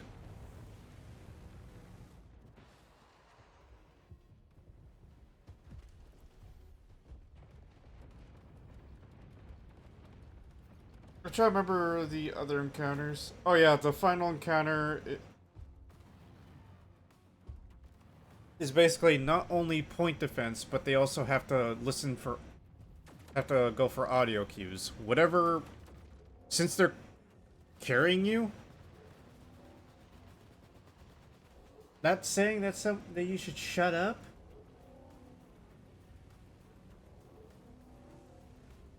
But it's like literally, you can do that raid with like only 2 people calling shit out. Funny enough. That's probably the funniest part about that raid. Is that like it only requires like maybe 3 people, depending on the encounter. Because the thing about the final encounter too is it used to be preset. Or not preset, but like... Oh wait, no, I remember how it goes. Okay, so before the boss encounter, you go to the boss arena, but then you have to do something else with it.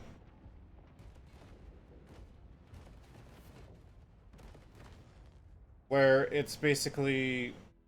you have to go into either Mars or Venus. There's... You'll understand when you get in there.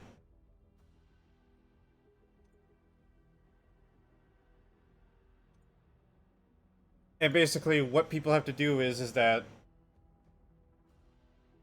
you send people in with that shield. You remember that one shield that you used in the Pale Heart or in Final Shape? Why I kept on saying it's the Vault of Glass shield. That shield is in that raid, and it's actually important for the mechanics in there. Because basically, people get sent over to Mars or Venus. They kill ads. The guy with the shield goes in to kill a certain Minotaur.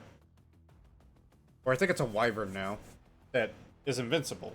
He goes in, pops their shield. Because essentially what happens, you're also doing point defense again with the shield mechanic. And with the boss encounter, well, you go through a couple of rotations before the boss encounter, but when the boss encounter starts, essentially Mars and Venus is going to be important again. It's either going to be left or right.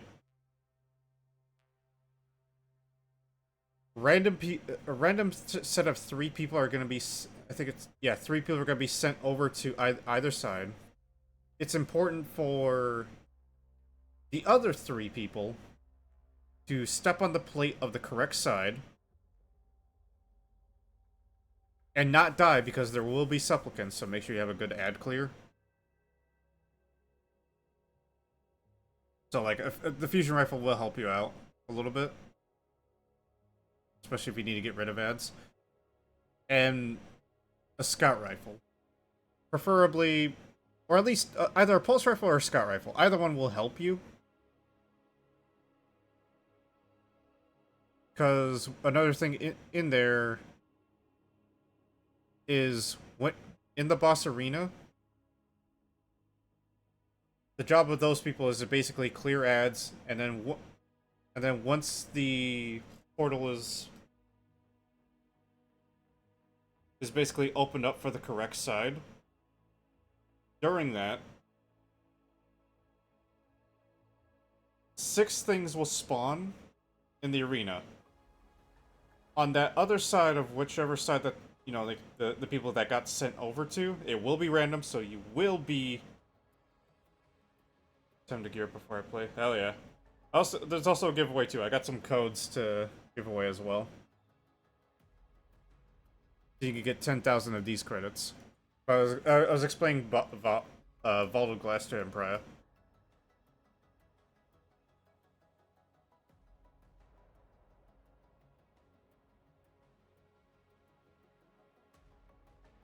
And during that time, in the boss arena, 6 things will spawn, but 3 of them will glow in a certain order. The people on the other side that are either in Mars or Venus, side depending, one person has the shield and has to make sure that they don't get lost to time or whatever, basically shielding the other 2. It's important for the other 2 people to either having like a linear fusion rifle or some form of weapon to eliminate the correct order, the correct shooting order, so that way they can go back and trigger the boss phase. And once I think you have to shoot the correct order, I think at least like 2 or 3 times before DPS. But once you'll see a message pop up, people hop back over to the other side. The people that are on the other side will join whichever side that the boss DPS phase is on. One person's going to be kind of left out of the DPS phase. They can drop the shield.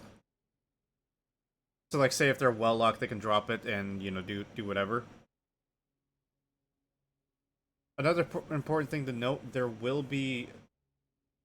The boss will, like, tether, like, basically do something to the people, to someone. It's important for that person that's about to get this debuff, that's about to go off. They won't blow up. To remove themselves from the group, essentially throw yourself at the boss, or don't go to the boss, but like throw yourself in front of people so they can shoot you and free you from that little jail cage, we'll just say. That way you can, and as soon as you're released, you just join back the group. That person is random every time.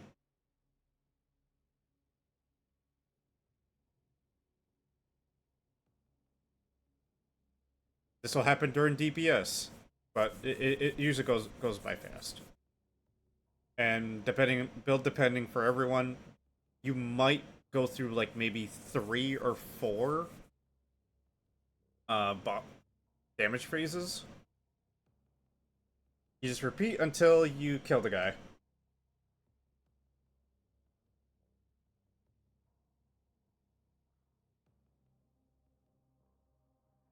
That's probably the more complicated version of it. Because like I said, first encounter, you just open up the gate to enter the raid. Second encounter, you're just doing point defense. Someone grabs the shield and eliminates the invincibles. Oh wait, now I remember. The third encounter, it's not just the Hydra encounter of point defense. You also have to keep track of these little things that will spawn in, and they'll actually be the same things that spawn in at the end during the boss encounter. Like you'll hear like a tone, so you have to look for those, shoot them in the correct order that you saw them spawn in. You'll actually get a couple of chances to shoot the correct one. Well, like you'll get it'll do the tune twice. It's important that which one you see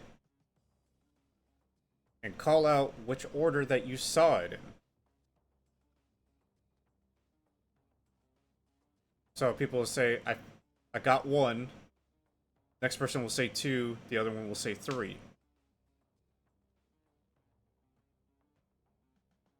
It's important for those 3 people to call out when they shot that one. You can help a person shoot the one that they're shooting at, as long as they're shooting it.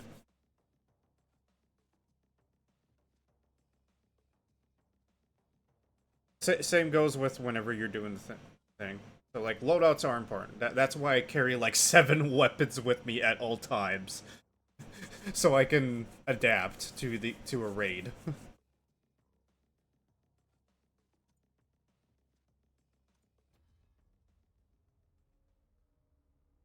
Vogue is the fact that I can remember how that goes is still amazing to me. That for how many times I ran it.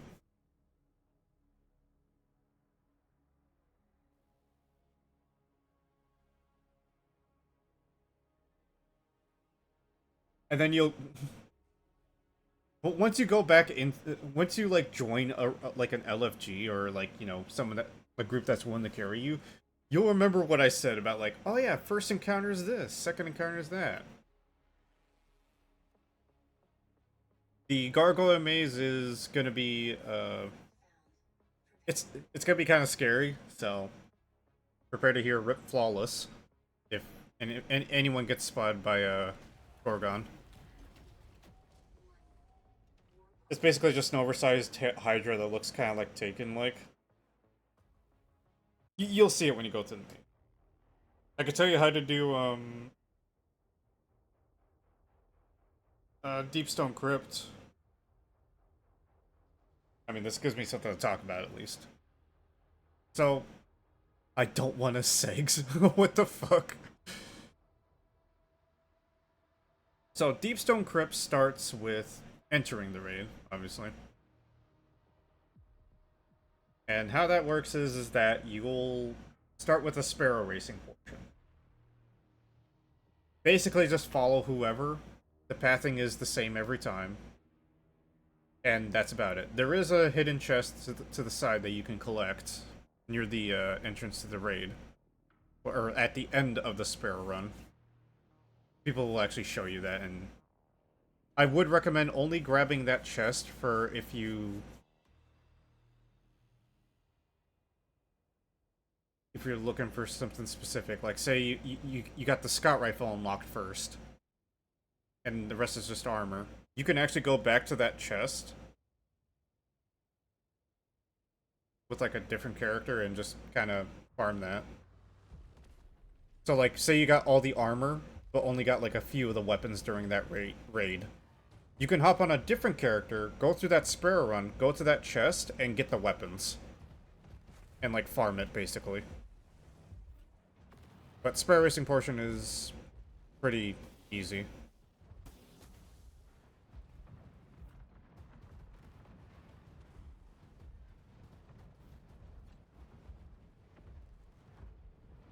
That's actually how I was able to farm some of my Deepstone Crypt weapons too.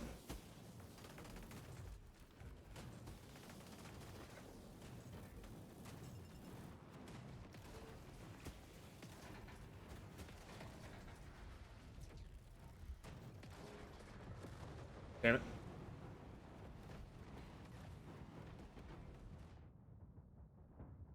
But I have to update them because they got new intrinsics, and I found out they were actually fucking important. Anyways, second encounter is essentially ad clear with a little bit. So I don't know if you remember during our operation, basically the dungeon to get revision 0.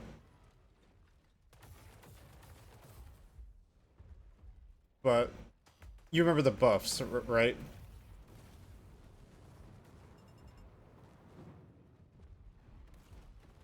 You know that, yeah, that, like, what was it, like spotter, operator, and whatnot. It was basically the blue, red, and yellow buff. Yep. So those buffs kind of come into play during the raid. But granted, the raid was made. How did I miss that? What? Crap.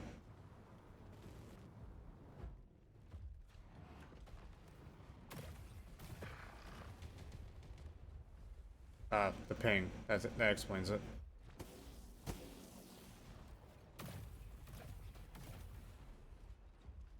So, anyways, there will be a scanner and operator buff for for what I'll just call the first encounter at this point, because Spare Run is basically an encounter in of itself.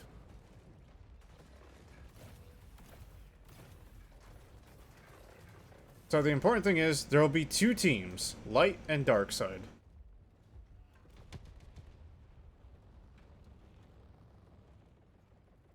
There'll be 3 people that have a job, while the rest of the 3 are basically on ad clip.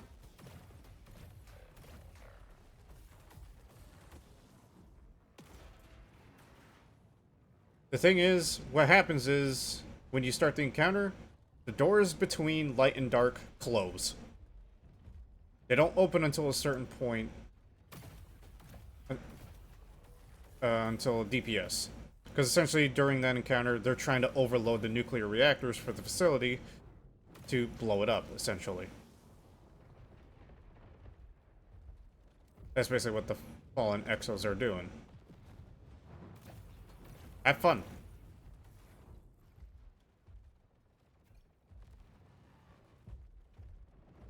Right?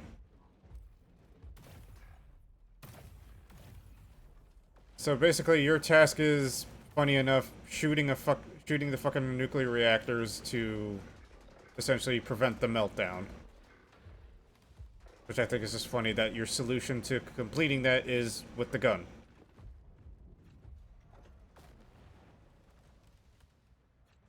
Never fails to amaze me. Continuing on. So, essentially, one person with the operator buff will basically has basement duty.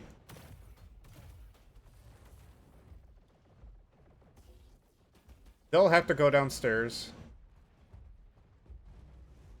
to essentially shoot important panels there down there with the operator buff. And I don't know if you remember during the encounters where we like basically deposited a thing to basically like deposit it so we can go through doors or access doors. During the raid, you can transfer the buff to other people. Like you put it in there, someone else can pick it up, or say they're. I have to lead my target with the laser? Goddamn.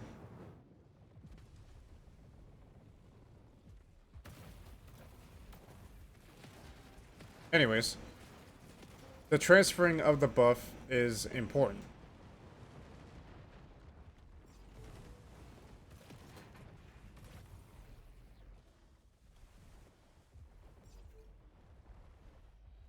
Because essentially, what the people upstairs have to do, while the guy on basement duty has to do, he's on a time limit downstairs. So, the scanner buff, whichever side it's on, it could either be on light or dark side. One person grabs the buff and looks through the floor to figure out which panels he has to shoot. And I think he has to shoot them in a certain order, so everyone has their own callouts. You know, they'll do their thing. The person downstairs will shoot the light and dark sides in the order that they appear.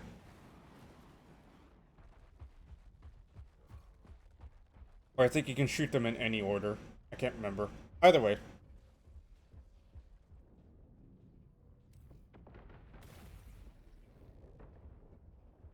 Anyways, person downstairs has to shoot those to initiate essentially the DPS phase. It's important to note that during when the panels open, that you transfer the scanner buff downstairs, so that way the guy can see. Oh no, wait, no, the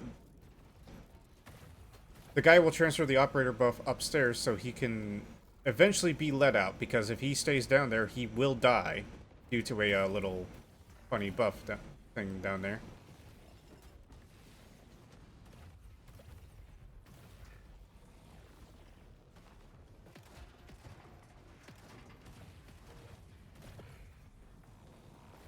Because after he shoots those, someone has to transfer the scanner buff down, and he transfers the operator buff down. So it's important that someone has to essentially collect it so he can be eventually let back up so he doesn't get cooked to death.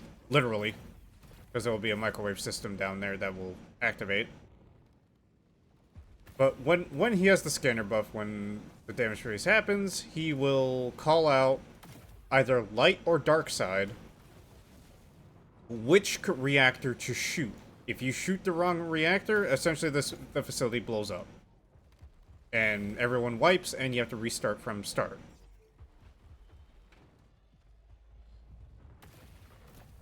So it's important that the two teams, you know, kind of know what they're doing. One person can rotate between the rooms, too. So, like, because there'll be 3 and 2. 3 on one side, 2 on the other. But if luck happens to be in your favor, you might have all of them appear on one side.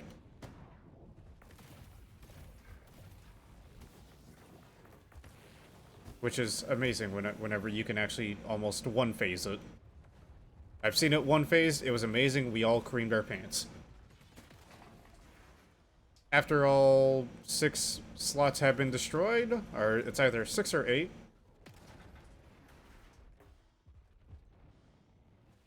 you complete the encounter. The next encounter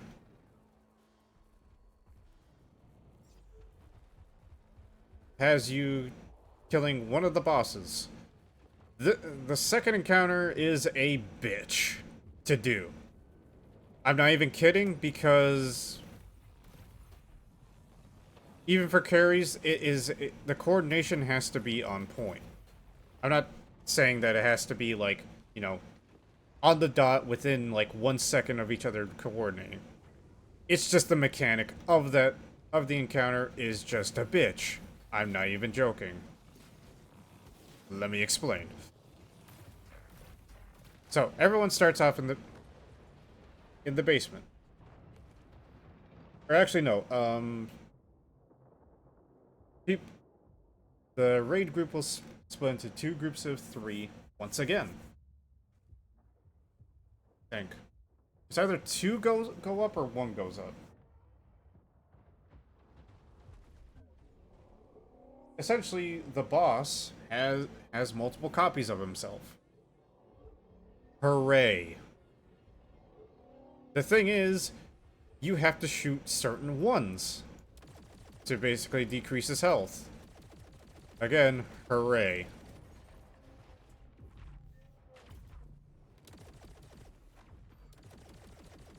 Because if you hit the wrong one, or kill the wrong one, well, he just wipes the group. But if you don't kill the clone in time, he will just, again, wipe.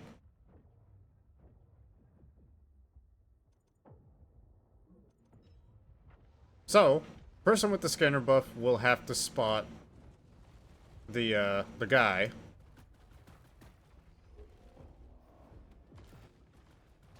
Spot the guy, call out who it is, fuck him up.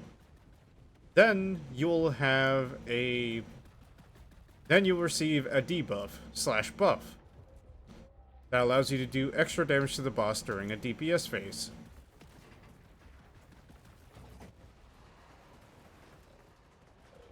Because essentially what's going to happen is that you're killing clones to basically have everyone get a buff. The person that shouldn't have a buff is the operator. The guy with the red buff, the operator buff. Because when you collect the guy's essence, he will try to kill you. Basically think of a devil on your shoulder that can actually fucking hurt you. It's kind of meta when you think about that.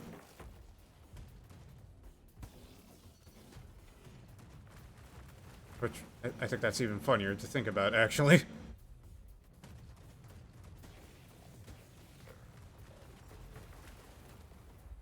Or I think anyone could actually shoot it. Anyways. DPS will always be upstairs as well. Because once you get enough people to get the buff to fuck the main guy up, you'll have to...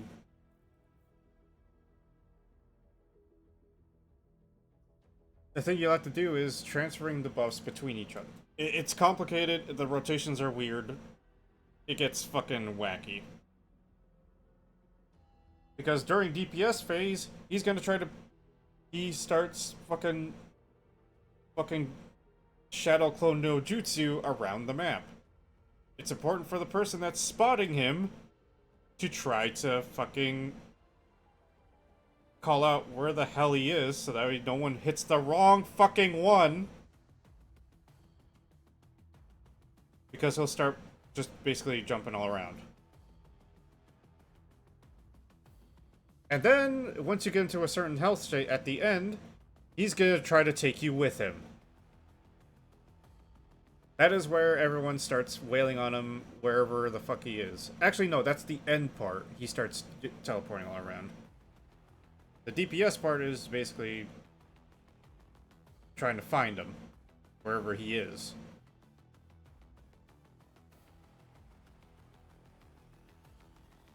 When you get to a certain health point, that's when he starts teleporting all around. You thought the overloads were annoying. This is even more annoying, finding out which one is the real one. If you do it right, you can actually one-phase him. Almost.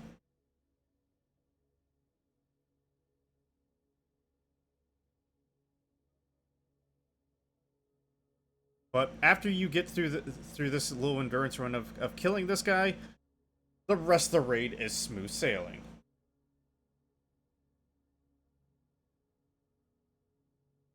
Because next phase is basically, the facility is going down.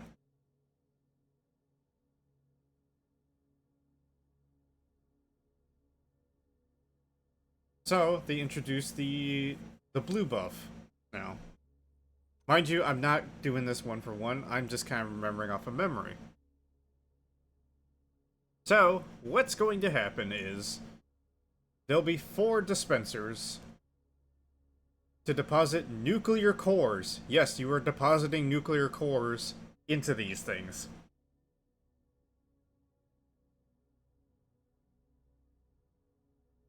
So, person with the operator buff has to figure out which things to open.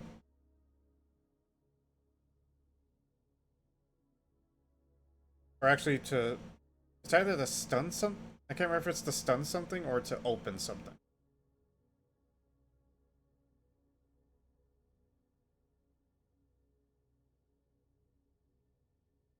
Either way, the operator buff is important during this encounter. Not operator, the blue buff. Person with the red buff, it has to shoot the red panels in basically in any order they can. There can actually be multiple red buffs if I remember correctly. Basically, they have to spire the Watcher, shoot these red panels that he can see, so he can make nuclear cores drop out wherever. What is the scanner's job to do? Well, what he has to do is tell people where to deposit these cores at, because if you deposit them in the wrong spot, you blow up. So, while you're carrying these nuclear cores, you'll be slowed, and you'll be getting a radiation sickness, essentially. It's not permanent, don't worry, you'll live.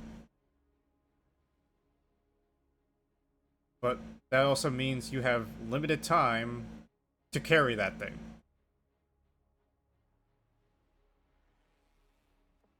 So essentially 2 people will carry the ball, listening to the call out where to deposit it. Everyone should listen to where these 2 spots are.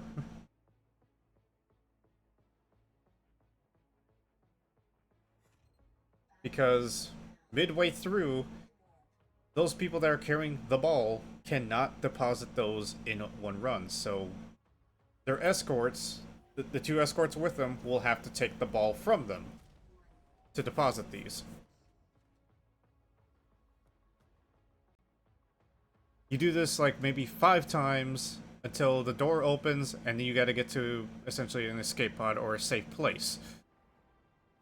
Because it's basically just that easy. You just go through a rotation, try not to die, get the buffs over to, or get the balls over to the center, deposit them into the right places, and there you go. Once all that's completed, door will open, everyone books it to the exit. If you die, you die.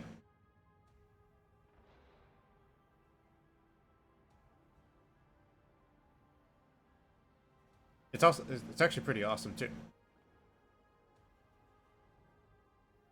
Now the final boss encounter is finally killing Tanix. The guy that you see in the technically third encounter. There's actually a relatively short raid, and it's pretty awesome. Guy basically turns into a flying tank. And it's hilarious. But he's also quite terrifying.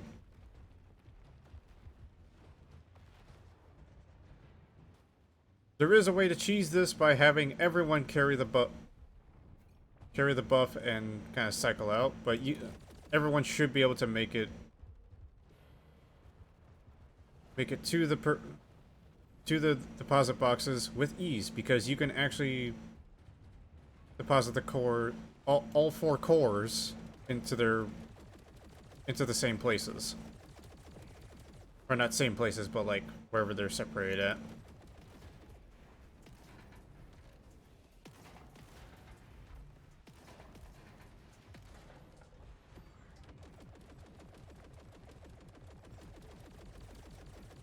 Not as terrifying. You'd have to see how the raid goes to see how he looks.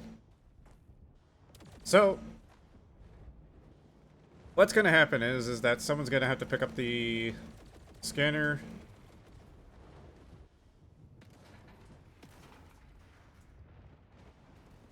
Scan buff to figure out where to deposit the balls at, and the operator doesn't have to do anything except make sure that the people that are carrying the balls, whenever the balls drop, because what's going to happen is that the guy's going to try to do a little wipe mechanic, if I remember correctly. And everyone has to shoot his vents. Or little, like, you know, thruster things. Kind of like, imagine if the Shanks had more crit spots.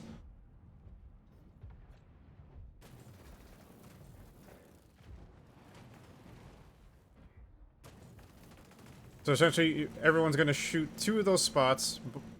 4 balls would drop. Everyone picks up a ball and books it to where they got deposited at.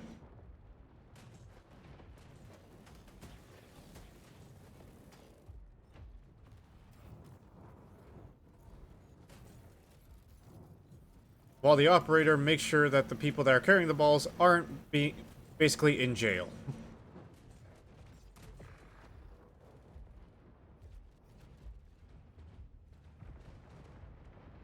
Basically, don't worry, you'll be fine. After all 4 cores are deposited, everyone meets up at a designated DPS spot. And that's where, you know, people like, you know, Ward of Dawns and Warlocks will have to determine where to place their Well of Radiance.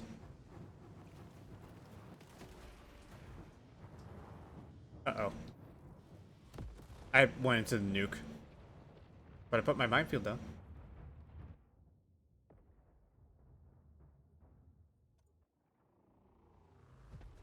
And essentially that's where DPS will take place, kind of near where the boss is. You have to make sure to kind of jump in there because he kind of has like a force field of debris. You have to kind of jump, kind of sit between.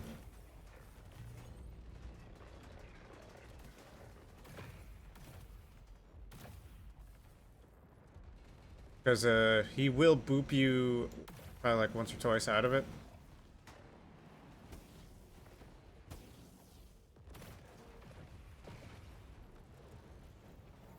And basically it's just DPS from there. Pretty cool.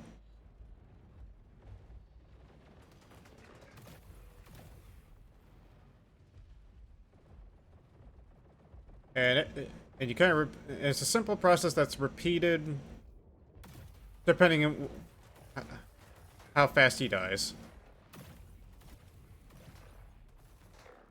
It's actually a relatively simple boss mechanic thing.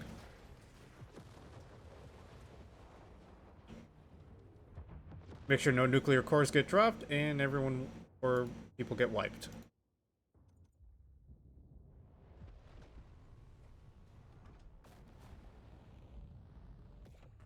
I can't get any more simpler than that.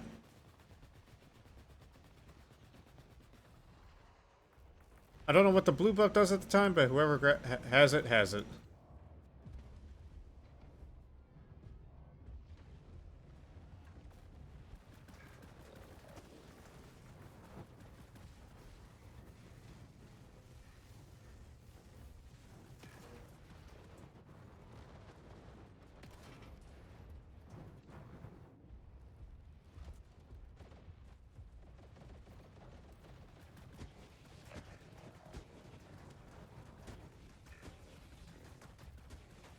And that's how you do Deepstone Crypt.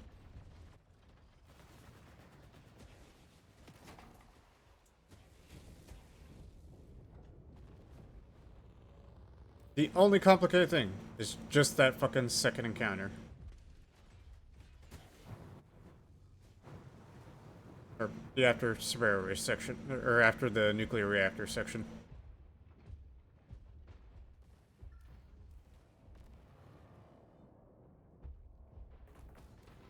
How unlucky he went into 2 orbital strikes.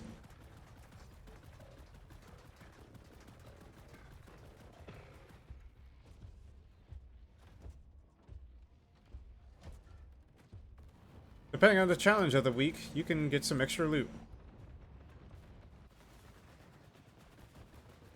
As well by completing certain challenges.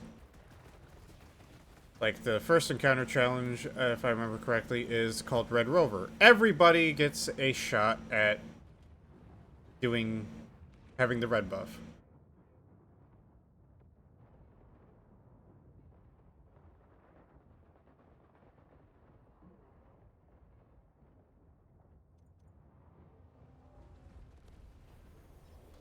I can't remember what the second encounter ones is. I can't remember what the third encounter ones is.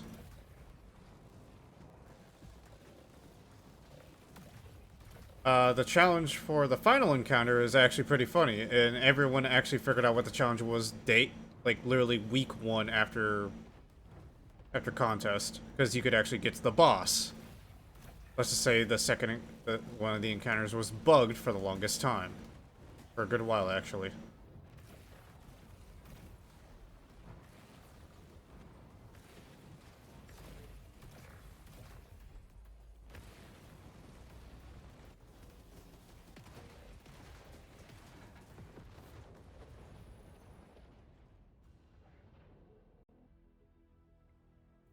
But the final encounters ones is literally like deposit all 4 balls at once.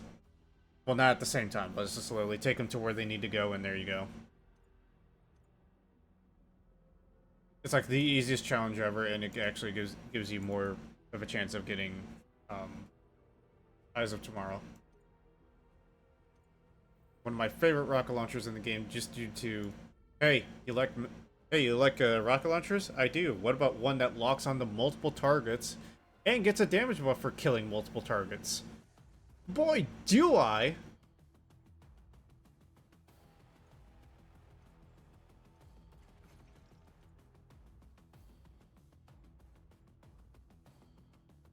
I could actually use another one of these.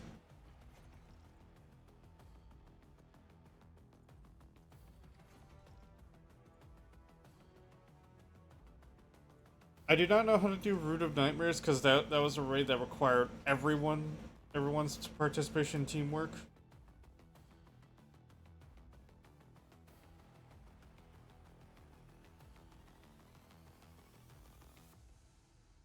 Basically, I only did like 2 of the easiest raids in the game. Because, fuck you. I don't know if this one's working out for me.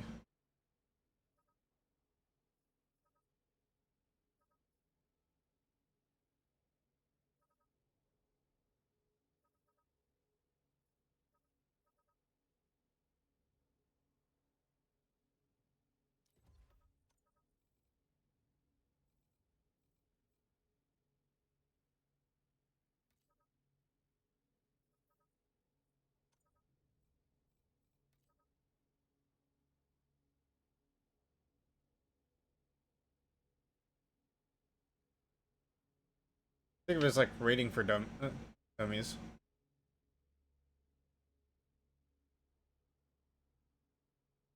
Yeah, just some of the mechanics can be a little rough. Just a little.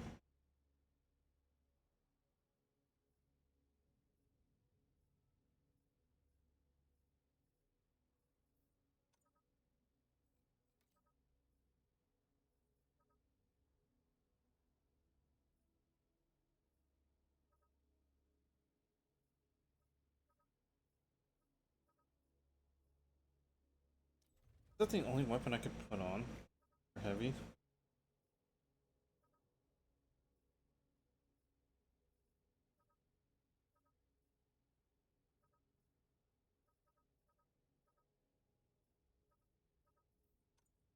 Huh, guess it is.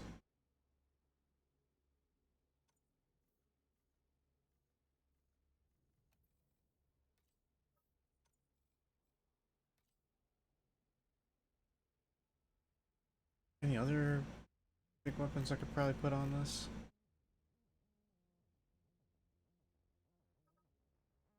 But still pretty fun raid, pretty fun mechanics.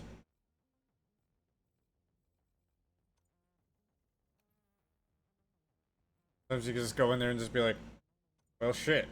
Hell yeah. Just kind of everyone's mindset of it, just like, hell yeah.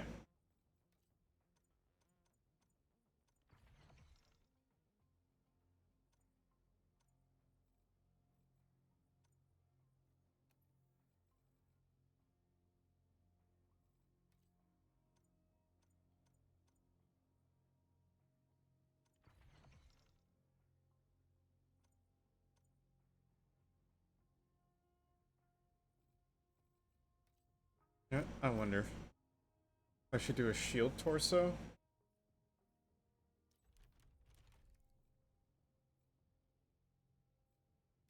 Or a heavy torso. I should do a heavy torso.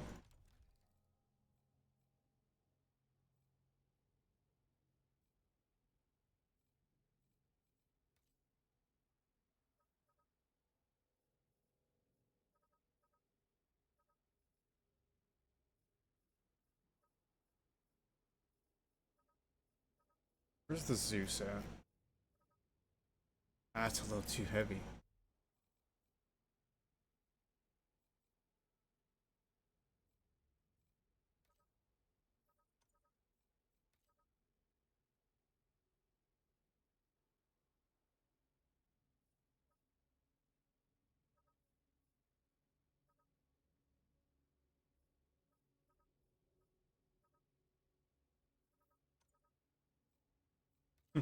Skeletor hates Vault of Glass.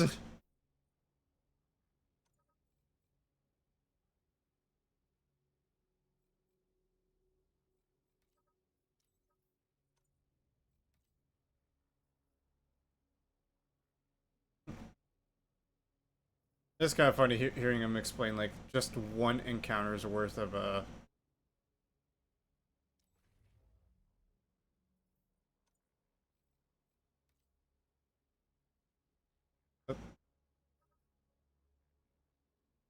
the stuff. I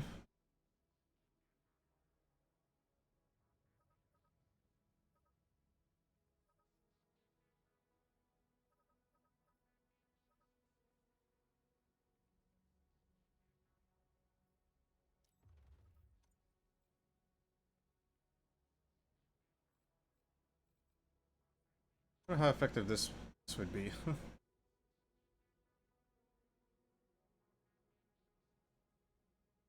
Like Crota's End, like literally the first encounter is literally just playing hopscotch. Killing ads, making sure you transfer their buff, making sure you light the lanterns on the way, clearing the debuff so you don't get slowed down and get mauled by Thrall, like well, mauled by Thrall thrown to ribbons. Which is hilarious.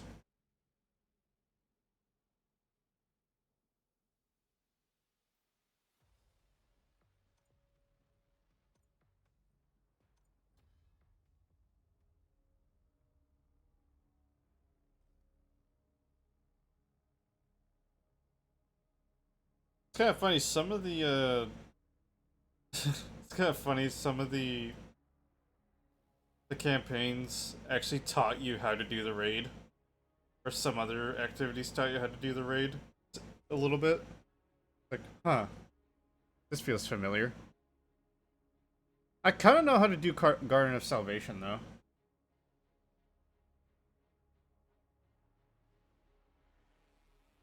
Last Wish, I can't remember how to do. Other than... Other than, like, the puzzle run. You could not tell me how to do Morgoth.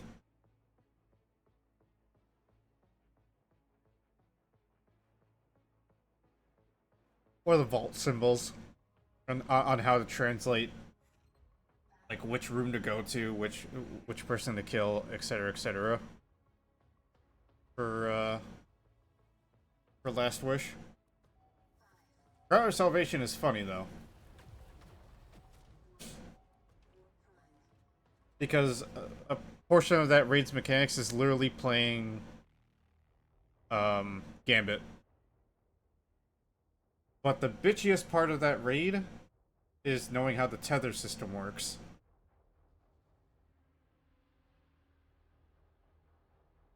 I can tell you how to do the final encounter. So once again, we go into the trend of splitting the teams into 3. God damn it! You fucking scare me with that. Or splitting the teams into 2 groups of 3. One takes the red side, the other one takes the blue side. This is important. So, important things to know about the boss of Garden of Salvation. Sometimes he will delete platforms into radiolarian fluid. The less platforms you have, the more problems you do have. It's important for some people to have, say, Phoenix Protocol to just sit in the middle and absolutely delete any additional enemy trying to delete you. So, you start out by shooting one of his shoulders or one of the sides of him to open up a portal to send someone through to start playing Gambit. I think you could send 2 people over and then have fun.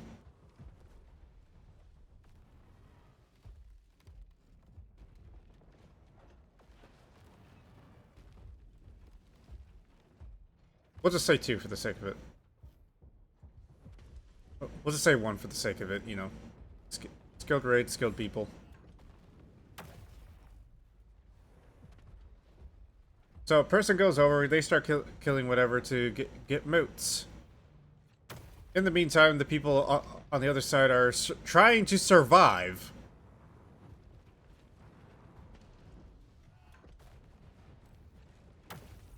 You'll know when the bank is filled when it starts glowing a certain color. If the boss decides to get rid of your side and get rid of one of your platforms, you and some other people have to take it upon themselves to try to rebuild that platform just by tethering yourselves to each other to repair that platform. It's kind of a bitch, but hey, Warlock Light and Hunters kind of suffer during this raid. For the sake of, you know, staying alive while jumping.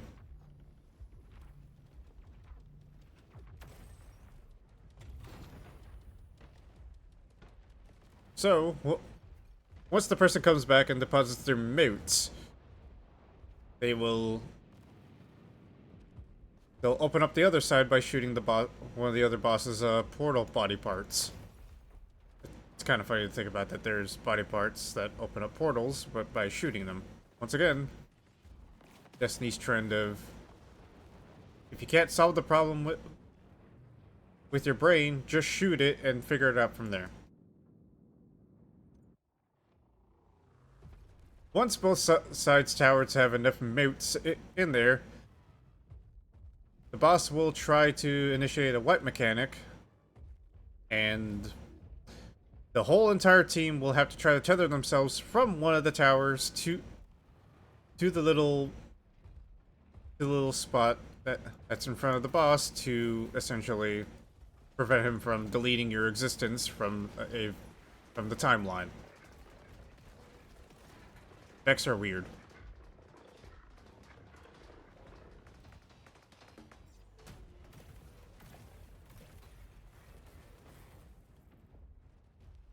Once everyone decides to, you know, tether up and not die from stepping into the radiolarian fluid too much or other reasons, DPS phase happens, and then you repeat from there.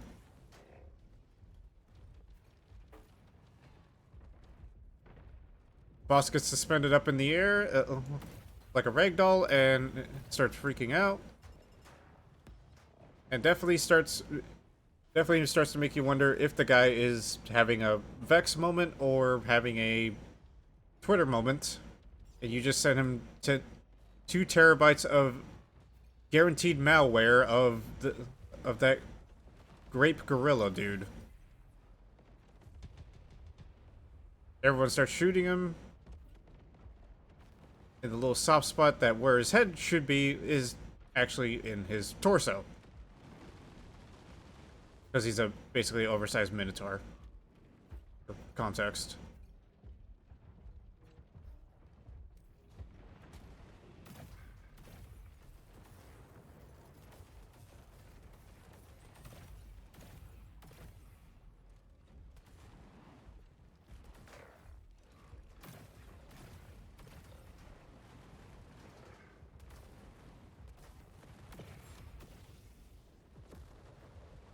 Everyone repeats the DPS phases and everything else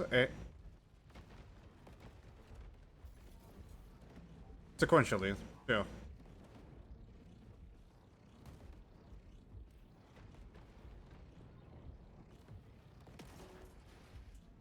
The important thing to note is keep the platforms up as much as possible. Sometimes you don't have to worry about too many platforms, but the more you don't have, the more you have to worry about. Especially when you're trying to deal with ads and trying not to get hit by the boss and trying to keep your health up.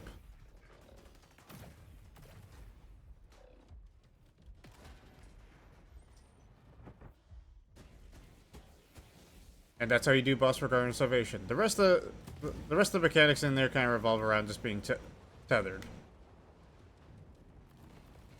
Is the tether mechanic. While you're being tethered, you cannot shoot back at anything at all.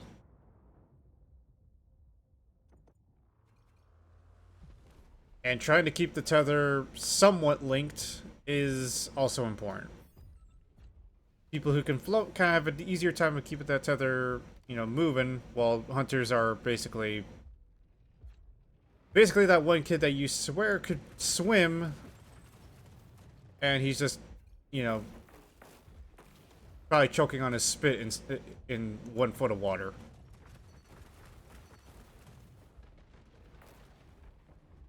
Not even joking, that's what it kind of feels like whenever you watch people trying to do the raid as a hunter. I'm not saying hunters are bad, it's just you'll have a difficult time trying to keep your health up. Compared to warlocks and titans that are basically Mary Poppins their way to victory.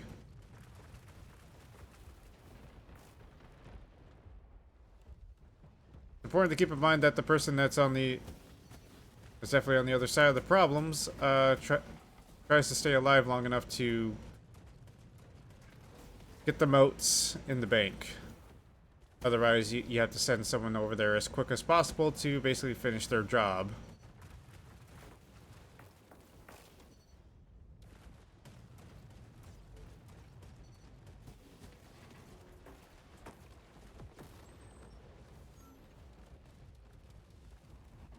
Because you got limited time, and people need a tether, and people want to get their loot.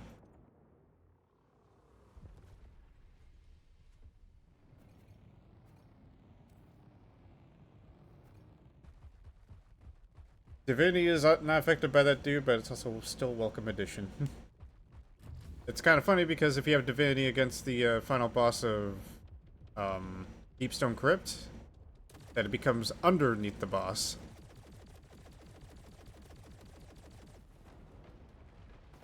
Still a funny thing to think about.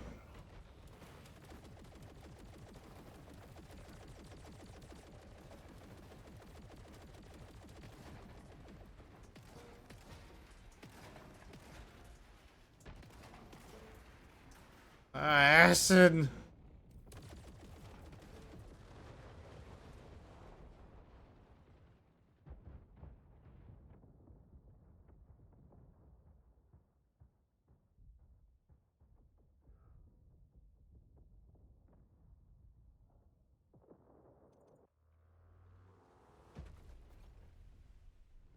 I should get another ghost turret, just for shits and giggles.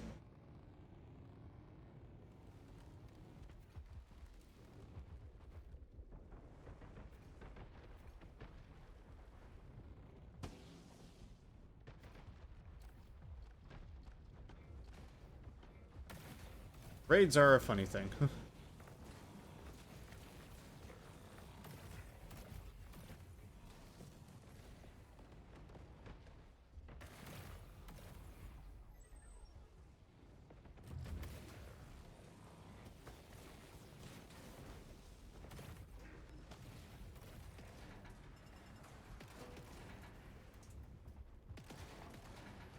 I don't remember how to do Leviathan or some of the other encounters for the life of me either.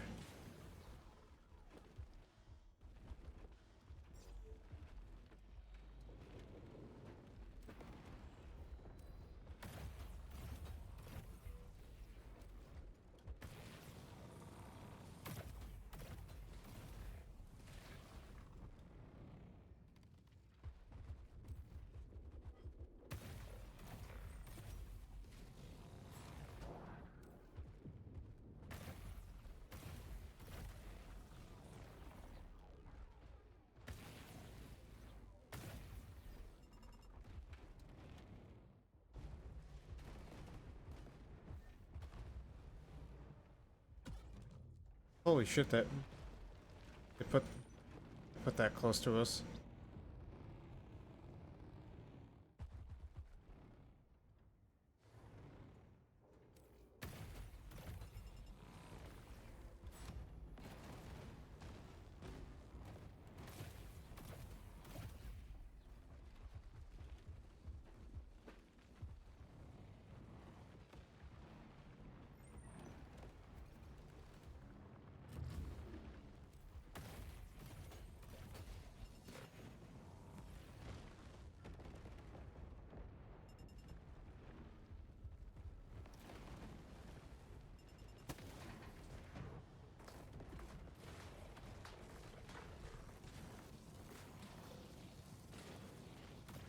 Ow, ow, ow, ow, ow, ow, ow.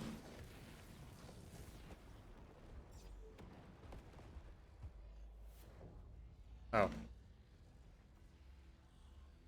They'll never take me alive!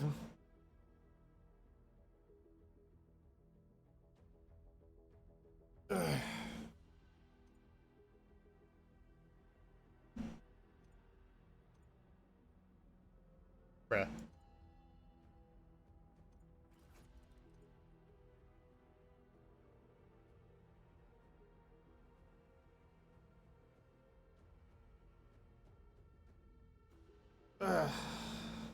I know I'm supposed to be doing a giveaway for the codes, but like, I have the codes. Forget who actually still plays the game, you know?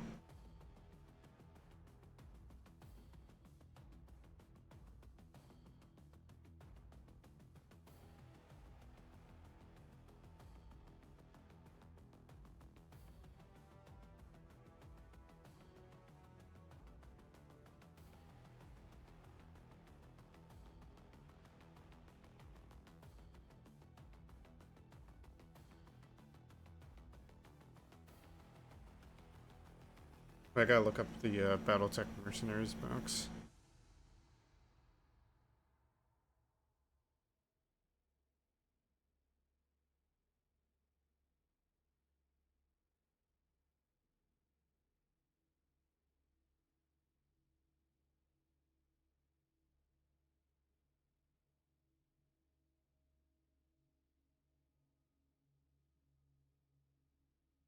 Includes 8 mechs.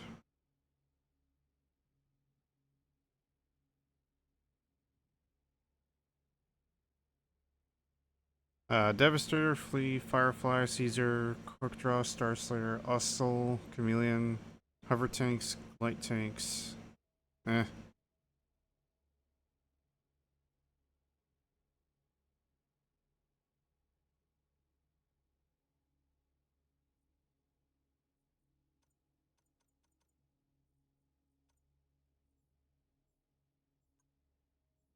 Block that. I think a 3-hour stream is pretty good. I'll try to take a nap. I'll catch you all later. I'll probably be back on later, figuring out what to do. If I want to do Destiny or if I want to do another game. So, I'll see you later. I'll catch you on the next one. See you.